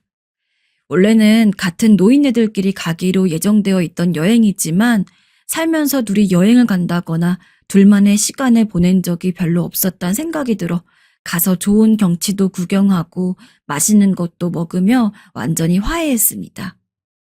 요즘 저는 며느리와 더없이 사이가 좋습니다. 그리고 이제부턴 저도 조금 더 살가운 시어머니가 되어서 뒤늦게라도 며느리한테 좀 잘해주고 싶어요. 지금 돌이켜 생각해보면 제가 아들 녀석 하나 잘못 키워가지고 며느린 안 해도 될 고생까지 하고 있던 건데 앞으로 며느리에 대한 고마움과 소중함을 조금 더 많이 느끼고 살아야겠다는 생각이 듭니다. 여러분들께서도 주변에 혹시 이런 며느리가 있다면, 이런 가족이 있다면 좀 더 잘해주시고 알뜰살뜰 챙겨주셨으면 합니다. 너무 늦기 전에 말이에요. 지금까지 이야기를 들어주셔서 감사합니다. 요즘 젊은이들도 삶이 힘들겠지만 제가 어렸던 시절에는 정말로 그날 목숨이 붙어 있는 것만으로 겨우 감사하며 지내야 했던 때가 있었어요. 누구나 힘들게 살았고 다들 날카로웠던 그 시기에 우리 집에는 기적과도 같은 일이 있었습니다. 오늘은 사연으로 그 이야기를 좀 풀어보려고 합니다. 저는 일제강점기 시절에 태어났고 우리 집은 저를 비롯하여 총 6남매였어요. 큰오빠가 있었고 그 밑으로 언니들 셋, 그리고 저 다음으로 남동생까지 있었는데요. 제가 태어난 지 얼마 안 되어 나라가 해방이 되었기에 어른들은 무척 기뻐하셨고 그 다음 해에 남동생까지 태어나 얼마나 예쁨을 받았는지 모릅니다. 한창 아들이 귀하던 때에 저와 11살 차이인 큰오빠 밑으로 전부 딸만 낳게 되었고 한참 시간이 지나 막내둥이 남동생을 통해서 겨우 아들을 얻게 되었으니 말이에요. 나라가 뒤숭숭하던 시기여서 엄마와 아버지는 늘 힘겹게 먹거리를 구해와서 살아가셨고 아무리 해방이 되었다고 하지만 당장 이렇다 싶게 살 길이 있는 것은 아니었어요. 우리 6남매를 낳고 나니 엄마 몸도 성하지 않아서 늘 아프단 소리를 달고 사셨고 큰오빠와 언니가 늘 산에서 나무를 뜯어오고 동냥을 해서 겨우 먹거리를 만들어 먹곤 했어요. 당시 우리 집의 자랑이었던 큰오빠는 키도 큰 편이었고 다들 훤칠하고 미남이라는 소리를 했었어요. 옆 동네에서도 사윗감이라고 눈여겨보는 아주머니들이 많았고 엄마에게도 오빠는 아주 큰 자랑이었습니다. 동네 사람들은 늘 엄마에게 오빠를 칭찬했었어요. 영환이 같은 미남이 어디 있어? 아주 큰 인물이 될 거야. 그래야지. 한눈에 봐도 엄마를 쏙 빼닮은 얼굴에 눈도 부리부리했고 남자답게 다부지게 생겼다면서 여학생들도 많이 고백을 해왔었어요. 저도 나름 투박한 외모와 달리 미남인 오빠가 꽤 자랑스러웠는데요. 엄마와 아버지는 당시 19살이었던 오빠를 당연히 곧 장가 보내야 된다고 생각하고 있었고 누구한테 보내게 될지 여러모로 고민이 많으셨던 것 같아요. 그때는 해방을 겪은 직후란 상당히 뒤숭숭했나 봅니다.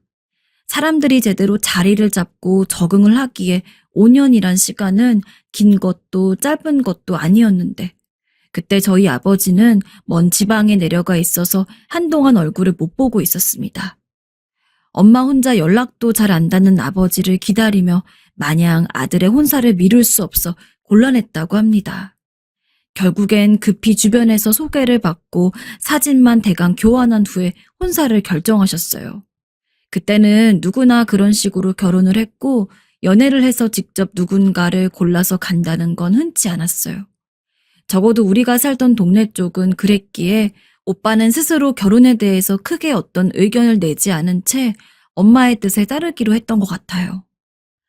큰오빠가 드디어 장가를 간다니 날짜를 잡아두고 다들 분주한 날들을 보내고 있었고 이제 막 8살이었던 저와 4살이었던 남동생은 집에 이런 분위기를 신기하게 보고 있었어요. 위에 언니들은 저와 나이 차이가 나서 그런지 잘 놀아주지도 않았고 매번 우리 남매들끼리만 놀았는데요. 그렇게 시간을 보내던 중에 일상 전체를 무참하게 짓밟아 쓸어버리는 일이 일어나게 되었습니다. 바로 6.25가 터지게 된 것이었습니다. 그날의 엄청난 풍경은 너무나 혼란스러워서 제대로 기억나지도 않지만 익숙한 동네 사람들이 금방 사라지고 제각기 피난에 동참하느라 너무 정신이 없었어요.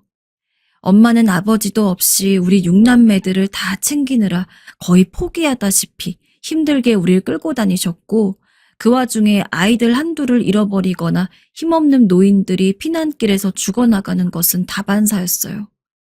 우리는 가는 곳마다 힘겹게 정착해서 겨우 우리 곁으로 주어지는 것들을 먹으면서 목숨을 연명하고, 안 그래도 몸이 약했던 남동생은 갈수록 버티지 못하고 토해내며 처지더군요. 엄마, 영식이가 자꾸 토해. 엄마를 대신해서 제가 등에 업고 다녔었는데 저도 힘들었지만 동생의 기력이 빠지는 것을 느끼니 너무 슬프고 참담하게 느껴졌어요. 그때 전쟁이 얼마나 무서운 것인지 체감하게 되었어요. 이윽고 저는 이때 사람의 죽음이라는 것을 처음 체험하게 되었습니다. 엄마를 비롯하여 언니들과 오빠는 모두 힘이 없어 울 수조차 없었고 조용히 이 시간을 받아들이는 수밖에 없었어요. 정확히 언제 숨을 거둔지도 모르게 내 동생 영식이의 숨이 끊어진 것이었어요. 영식아, 우리 영식이 어떡해. 길어지는 피난길에 다들 삐쩍 말라가고 멀쩡한 어른도 굶어 죽는 노릇을 보고 있자니 이건 드문 일은 아니었습니다. 그러나 그게 내 가족이란 사실은 누구에게나 참담했을 것입니다. 엄마는 죽은 동생을 안고 울지도 못했고 난 며칠을 동생을 내 등에 업고 다녔어요. 도저히 받아들일 수가 없어서 완전히 삐쩍 말라버린 동생을 그대로 보내줄 수가 없어 늘 들고 다녔던 포대기에 베어 안고 함께 다녔어요. 이제 그만 영식이를 보내줘라. 그래야 영식이도 편할 거야. 나중에 하는 어른들의 만류에 어쩔 수 없이 이름도 모르는 곳에 동생을 묻어야 했어요. 우린 완전히 지쳐 있었고 길고도 지독했던 피난길에서 동생을 그렇게 보낸 후 시간이 지나 다시 원래 우리의 집으로 돌아오게 되었습니다.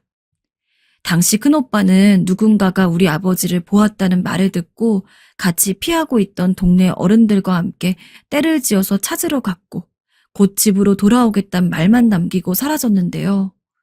완전히 폐허가 돼버린 동네였지만 겨우겨우 쓸만한 곳을 얻어서 엄마와 언니들, 저는 그렇게 하염없이 오빠와 아버지를 기다렸어요. 시간이 좀 지나긴 했지만 막내 남동생을 잃은 엄마는 여전히 어리나가 있었고 그러던 차에 언니들과 저는 얼른 오빠라도 돌아와서 정한 혼사라도 치르고 조금이라도 모든 게 가닥이 원래대로 잡히길 간신히 바랬습니다. 그러던 차에 갑자기 누군가가 집으로 뛰어드는 게 아니겠어요?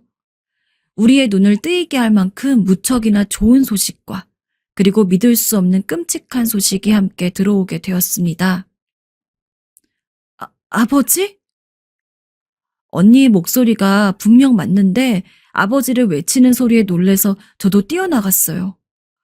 온 누더기를 뒤집어 쓰고 지쳐 보이는 아버지가 서 있더군요. 지친 우리에게 힘이 되었던 좋은 소식은 아버지의 등장이었어요. 당신. 엄마는 그대로 뛰쳐나와서 아버지를 붙잡고 통곡을 했어요. 그렇게 가족끼리 눈물이 상봉을 했는데 한참 우리를 보고 있던 아버지는 전혀 웃지도 않고 엄마와 우리들의 얼굴만 자꾸 살필 뿐이었어요. 엄만 일단은 아버지가 돌아왔으니 마음이 조금 놓이셨는지 큰오빠의 안부를 이야기했어요. 그런데 아버지는 오빠의 상황을 알고 계시는 건지 반응이 뭔가 이상했습니다. 영환이 얘기 못 들었어? 당신이 아는 거 아니었어요? 영환이 당신이 어딘가 있다고 들었다며. 김씨네랑 이씨네랑 같이 갔어요. 근데 왜 안 오는 거래요? 영환이가 무슨 일이에요? 영환이가 뭐요? 아버지는 말을 잇지 못하고 계속 고개를 푹 숙인 채 온 얼굴을 찌그러뜨리시더군요. 어린 제가 봐도 상황이 심상치 않다는 것을 알았어요. 이때는 대강만 들었지만 나중에 좀 더 자라서 들은 오빠의 이야기는 매우 참혹했어요. 동네 아저씨들과 함께 어울려서 외지로 나갔던 오빤 그 또래 청년들과 나이가 있던 아저씨들과 함께 사로잡혔고 위험한 상황에 잘못 휘말리게 되었다는 것입니다. 전쟁 후라 서로를 의심하고 모든 게 무섭게 돌아가던 때였고 여차해서 잘못 끼게 된다면 목숨을 유지하기 힘들었던 것 같아요. 그 자리에서 살아서 돌아온 사람들도 있었으나 우리 오빤 그만 그 행렬에서 나오지 못하고 다른 청년들과 함께 나란히 총살을 당했다는 것이었습니다. 나중에 엄마와 아버지가 시신을 찾으러 갔으나 이미 근처의 분위기는 흉흉해서 들어갈 수 없었고 모든 상황으로 볼 때 오빠가 그 안에 있었음을 의심할 수 없게 되었습니다. 엄마는 그날부터 집으로 돌아와서 제정신이 아니었고 우린 엄마를 진정시키느라 여간 고역이 아니었습니다. 아버지도 괴로웠는지 정신을 차리기 힘들어하셨고 때 아닌 초상에 우리 집엔 음습하고 슬픈 아주 무거운 분위기만이 가득했어요. 그도 그럴 것이 큰오빠는 엄마에게 있어서 큰 자랑이었어요. 시집살이를 호되게 했던 엄마에게 첫 아들이었고 그 이후로 딸들을 줄줄이 낳는 동안에도 여전히 빛나는 별처럼 큰오빠가 옆에 있었다고 했어요. 그런데도 이런 일을 겪게 되었으니 엄만 얼마나 가슴이 아팠을까요? 그대로 알아누워 버렸고 금세 소문이 났어요. 당연히 우리 오빠와 결혼을 했던 집에서도 그 사실을 알고 올케 언니가 될 예정이었던 순애 언니도 찾아왔어요. 영환 씨, 정말 죽은 게 맞나요? 사실 이때에는 이미 정혼을 한 상태에서 서방이 될 사람이 전쟁 중에 죽거나 어디 끌려가거나 하는 경우가 많았어요. 그때 다시 파혼을 할 것이냐, 아니면 그대로 서방 없이 들어가서 살 것인가로 많이 나누어지게 되었어요. 계속 며느리로 들어와서 살라고 고집하는 시댁들도 있었고, 저도 우리 엄마가 어떤 결정을 내릴지 궁금했어요.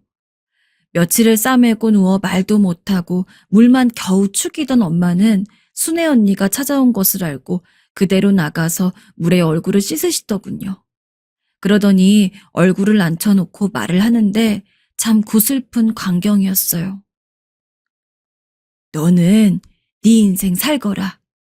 영원히는 우리 가슴에 묻을게. 우린 저 말을 하고 있는 엄마가 또 발작이라도 일으켜서 쓰러지는 게 아닐까 겁이 났어요.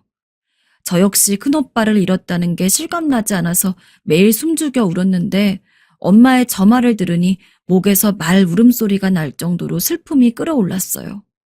엄마가 올케 언니가 될 사람을 놓아주는 걸 보니 그렇게 혼사 준비를 하며 즐거워했던 우리 가족에게 있어 큰오빠는 정말 죽은 사람이 되었구나. 실감이 났습니다. 그런데 순애 언니의 반응은 전혀 달라서 숨어서 듣고 있던 나와 언니들은 모두 너무나 놀랐어요. 아니에요. 저는 그래도 영환 씨와 결혼할 거예요. 전 이 집 며느리로 살래요. 눈이 너무나 확 뜨여서 대체 무슨 말을 하는 것인가 싶었어요. 엄마도 당황해서 몇 번이나 달래가면서 말을 했어요. 목소리에 힘도 없이 설득하는 모습이 안쓰러울 정도였습니다. 아니다. 그게 무슨 말이니? 너는 네 인생 살아야 한다. 서방도 없이 사는 게 쉬운 줄 아니? 어서 돌아가거라. 그러나 순애 언니는 결국 엄마의 말을 전혀 들으려고 않고 정한 혼산날에 홀로 가마를 타고 우리 집으로 시집을 왔어요. 그 집에서도 반대가 대단했다고 하던데 사실 이렇게 시댁에서 거절을 하고 파혼을 이야기하면 당연히 끝나는 게 맞았어요. 그런데 순애 언니는 한사코 죽은 서방에게 시집을 오겠다며 우리 집으로 들어왔어요. 자기가 나서서 들어오겠다고 하는 경우는 많지 않았기 때문에 동네 사람들도 다들 당황스러워했고 엄마와 아버지도 어쩔 줄 몰라 했어요. 사실 그 혼산날을 아무 겁도 없이 보내게 될 엄마가 걱정스럽기도 했지만 맞아줄 서방도 없이 가마를 타고 처연하게 들어오는 올케 언니의 모습도 만만치 않게 구슬프고 괴로웠어요. 아버지는 이 모습을 그대로 두고 볼 수 없다며 나가버리셨고 저와 언니들이 덤덤하게 올케 언니를 맞았어요. 그렇게 우리 집으로 돌아온 올케 언니는 엄마의 만류에도 불구하고 나서서 자기 마음대로 행동하는 게 아니겠어요? 어머니, 쉬세요. 제가 할게요. 순애야, 그러지 않아도 된대도. 제가 할 수 있는 일이에요. 얼른요. 올케 언닌 그야말로 진짜 큰 며느리가 된 것 마냥 우리 집의 모든 것들을 다 돌보려고 엄청나게 애를 썼어요. 당시에 엄마는 정말로 몸이 힘들어서 알아 누웠고 아무것도 못하는 상황이시긴 했어요. 아버지도 동시에 아들을 둘이나 잃었으니 살맛이 안 난다며 밖으로 돌기 시작하셨고 저와 언니들 둘의 앞날이 어찌 될지 참 심각하게 어둡던 때였어요. 올케 언니는 엄마를 대신해서 집을 쓸고 닦고 먹거리를 만들려고 하더군요. 자기 친정에 가서 먹거리를 조금 얻어다 오기도 하고 나이 차이가 얼마 안 나는 둘째 언니와 함께 산에 가서 풀을 뜯고 나물거리를 만들어서 무치기도 하고 우리 집을 읽어보겠다고 애를 쓰는 게 보이더군요. 말도 없고 묵묵하게 움직이는 올케 언니였지만 몸져놓은 엄마를 대신해서 이렇게 바쁘게 움직이는 사람이 있으니 우리 집이 마냥 어둡지만은 않게 느껴졌어요. 그러던 차에 엄마는 어쩔 수 없이 일어나게 되었습니다. 며느리가 저렇게까지 하는데 내가 가만히 있을 수 없구나. 이대로는 니네까지 다 굶어 죽게 될 거야. 내가 삼촌네라도 다녀와 볼게. 그 말을 듣자마자 바로 올케 언니가 이렇게 대답하는 게 아니겠어요? 어머니, 저와 같이 가셔요. 어머니 혼자선 힘드셔서 안 돼요.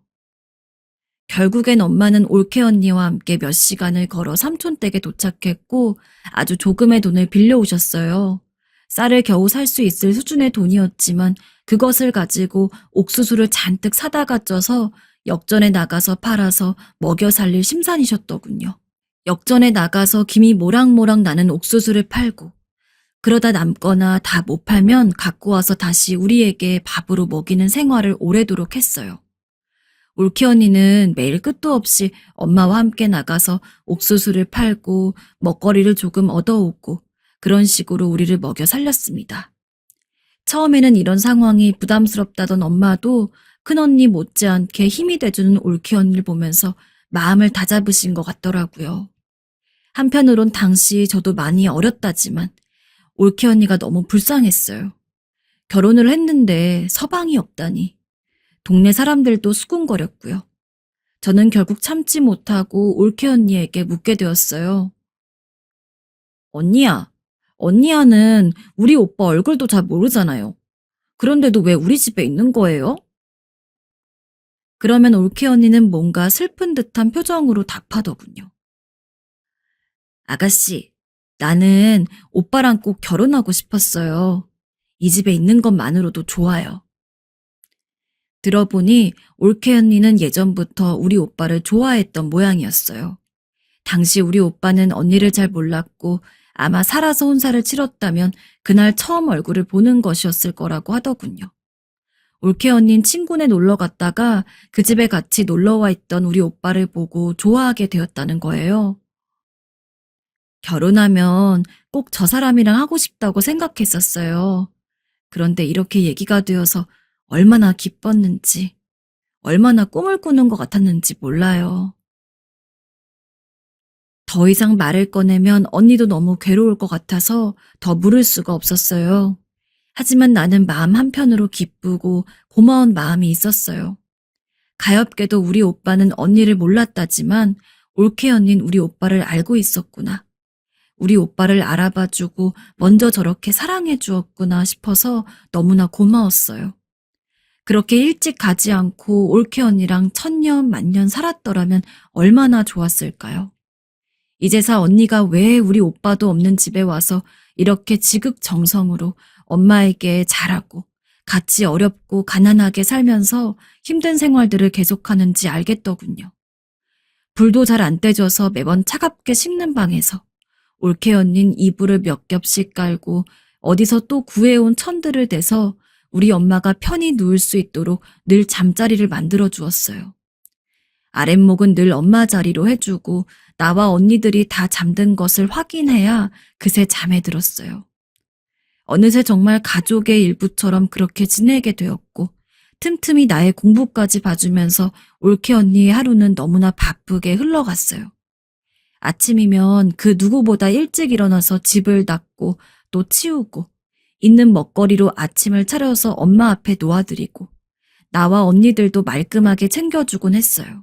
그런 언니를 보면서 엄마는 볼 때마다 울면서 마음을 추스리지 못했지만 이렇게 몇 년이 지나다 보니 같이 받아들이게 되었어요. 올케 언닌 당연한 듯 엄마를 따라다니면서 같이 역전에 나가서 이것저것 팔기 시작했고 마치 아버지를 대신해서 가장이라도 된 양 돈벌이에 얼마나 열심이었는지 모릅니다. 옥수수 사세요. 감자 사세요. 몸이 좋지 않은 데다가 평소 숫기도 없어서 아무것도 못하고 있던 엄마에 비해 올케 언닌 이렇게 해야 집안은 살린다는 각오가 있었는지 얼마나 강단 있게 잘 파는지 몰라요. 이듬해부턴 저도 여기에 같이 껴서 따라 나갔고 셋이서 함께 팔고 오곤 했어요. 그러다 보니 옆에서 같이 먹거리를 내놓고 있는 할머니들도 도와주면서 열심히 같이 팔아드렸어요.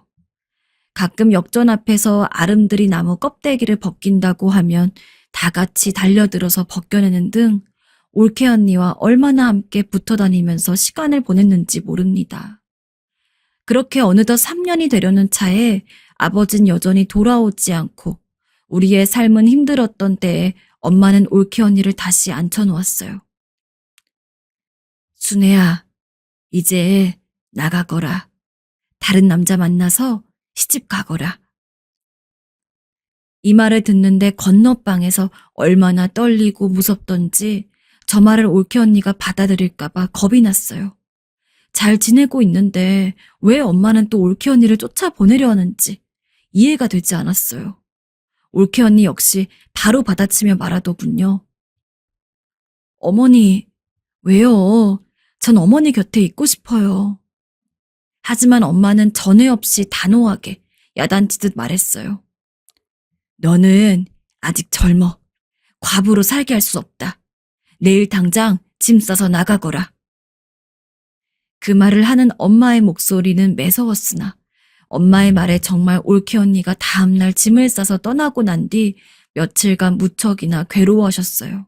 오빠를 잃었던 때와 다름없을 정도로 알아 누우셔서 언니들과 제가 번갈아 가며 죽을 끓여다가 먹여드려야 했어요. 전 올케 언니와 가장 정이 많이 들었기 때문에 인사도 제대로 못하고 그렇게 보내게 된 것이 무척 슬펐어요. 나에게 많은 이야기도 해주었고 공부도 가르쳐 주었고 이야기도 들려주고 너무 좋았는데 말이에요. 지금 생각해보면 엄마는 모든 것이 다 올케 언니를 위해서 이렇게 결정한 것이었을 거예요. 그렇게 해서 얼마 가지 않아 우린 생각지도 못했던 소식을 듣게 되었고 전 너무나 마음이 허했습니다. 글쎄, 그 영환네 시집 갔던 순애 말이야. 금세 다른 집으로 시집 갔다나 봐. 그래, 근데 그게 뭐 흉인가? 애초에 서방도 없는 집에 갔잖아. 젊은데 과부 만들 일 있어? 동네 아줌마들이 수군대는 소리를 들어보니 아예 없는 말 같지도 않고 정말로 올케 언닌 새로 시집을 간 게 맞더군요. 생각해 볼수록 아직 20몇 살밖에 채 안 된 올케 언니였는데 아기도 낳을 수 있을 텐데 붙잡고 있어선 안 되겠다 싶더군요. 우리 가족들은 그렇게 이 상황을 되도록 빨리 잊기로 하고 입 밖으로도 올케 언니의 이야기를 서로 꺼내지 않으려고 했어요. 엄만 여전히 몸이 아프신 상태였고 아버진 그 와중에 잠깐 돌아오시기도 했으나 이내 못 견디고 또 나가버리더군요. 매번 올케 언니와 함께했던 일들을 이젠 저와 언니들이 같이 하면서 역전해서 음식거리들을 팔고 둘째 언니가 식당에서 일을 하면서 조금씩 끼니를 때우게 되었어요. 그렇게 다시 삭막해진 우리 집에서 저는 깊은 우울감을 느끼면서 올케 언니와 보냈던 시간들을 떠올리곤 했어요.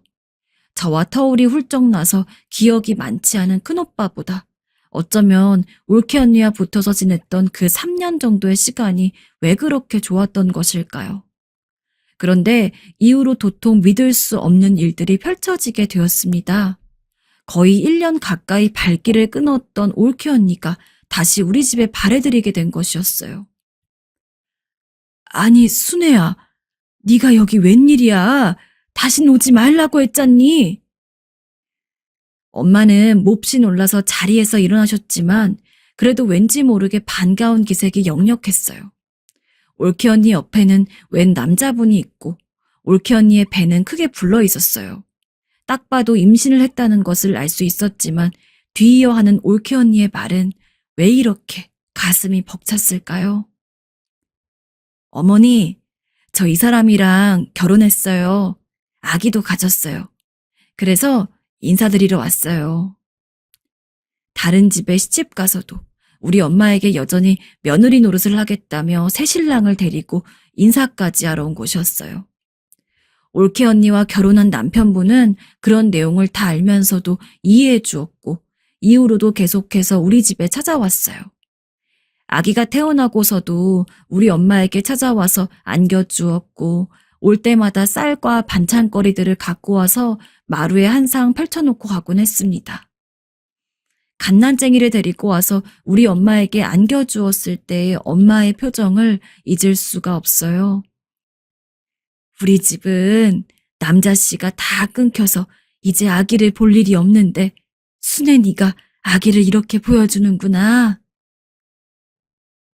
저와 언니들도 있지만 엄연히 우리 집 남자였던 큰오빠의 아내였던 언니가 데려온 아기이니 엄만 이렇게라도 생각하고 싶으셨나 봐요.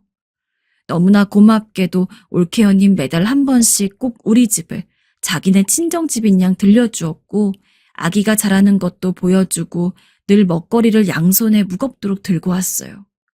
나중에 큰 병에 걸려서 우리 엄마가 세상을 떠나게 될 때에도 남편분과 함께 찾아와서 엄마의 장례까지 치러주었습니다. 3일 내내 함께 있었고 우리들을 위로해 주었던 올케 언닌 정말 천사 같았어요. 일찍 엄마를 떠나야 했던 큰오빠와 남동생이 보내준 천사가 아닐까 싶을 정도로 그렇게 오래도록 우리 가족 곁에 있어 주었습니다.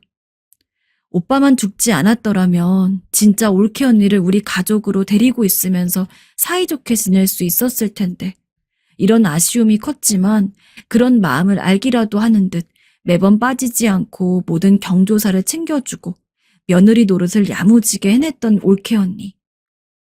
제가 엄마 없이 홀로 직장에 다니면서 지금의 남편을 만나 결혼을 할 때에도 모든 과정을 도와주었고 저희 언니들보다 저를 더 잘 챙겨주었던 올케 언니. 아가씨, 나는 아가씨가 좋은 남자 만나서 너무 기뻐요. 라고 말하며 늘 저를 이뻐라 해줬습니다. 거기다 제가 남편 때문에 힘들어하거나 경제적인 문제로 힘들어할 때면 조용히 제게 다가와 위로해주거나 돈을 놓고 가는 식으로 끊임없이 도와줬습니다. 피 한 방울 안 섞였으면서 어떻게 언니는 이렇게 한결같을 수 있었던 건지 어쩔 땐 감사하면서도 참 신기했습니다. 다만 한 가지 마음에 걸리는 일도 있었어요. 올케 언니가 병을 얻었을 때였는데요. 올케 언닌 당시 제 머릿속이 경제적인 문제로 복잡한 걸 알기에 숨기고 있다가 못 버틸 쯤에서 저에게 아프단 사실을 말했습니다. 언니, 이걸 왜 이제야 말하는 거예요? 아가씨, 난 괜찮아요. 근데 아가씨, 나 한 번만 아가씨 안아봐도 돼요? 10년 전에 먼저 세상을 떠났지만 전 올케 언니가 세상을 떠날 때 우리 엄마가 가실 때보다도 더 울었던 것 같습니다. 그곳에선 부디 큰오빠를 만나서 며느리 노릇도 올케 노릇도 잘했노라고 말해보길 바라게 되더군요. 나는 누가 나에게 시킨다고 해도 올케 언니와 같은 인생을 살 순 없을 것 같아요. 다들 그렇지 않나요? 내 인생에서 올케 언니와의 만남은 큰 기적이고 축복이었어요. 전쟁이라는 아픔이 모든 것을 망쳐놓았지만 그 사이에서도 올케 언니가 피워낸 예쁜 꽃들을 보면서 전 삶의 용기를 내며 열심히 살아왔던 것 같습니다. 큰오빠를 잃은 슬픔이 컸지만 오빠로 인해 올케 언니란 위안을 얻었고 인연을 만날 수 있었으니 그 또한 감사히 여기고 싶어요.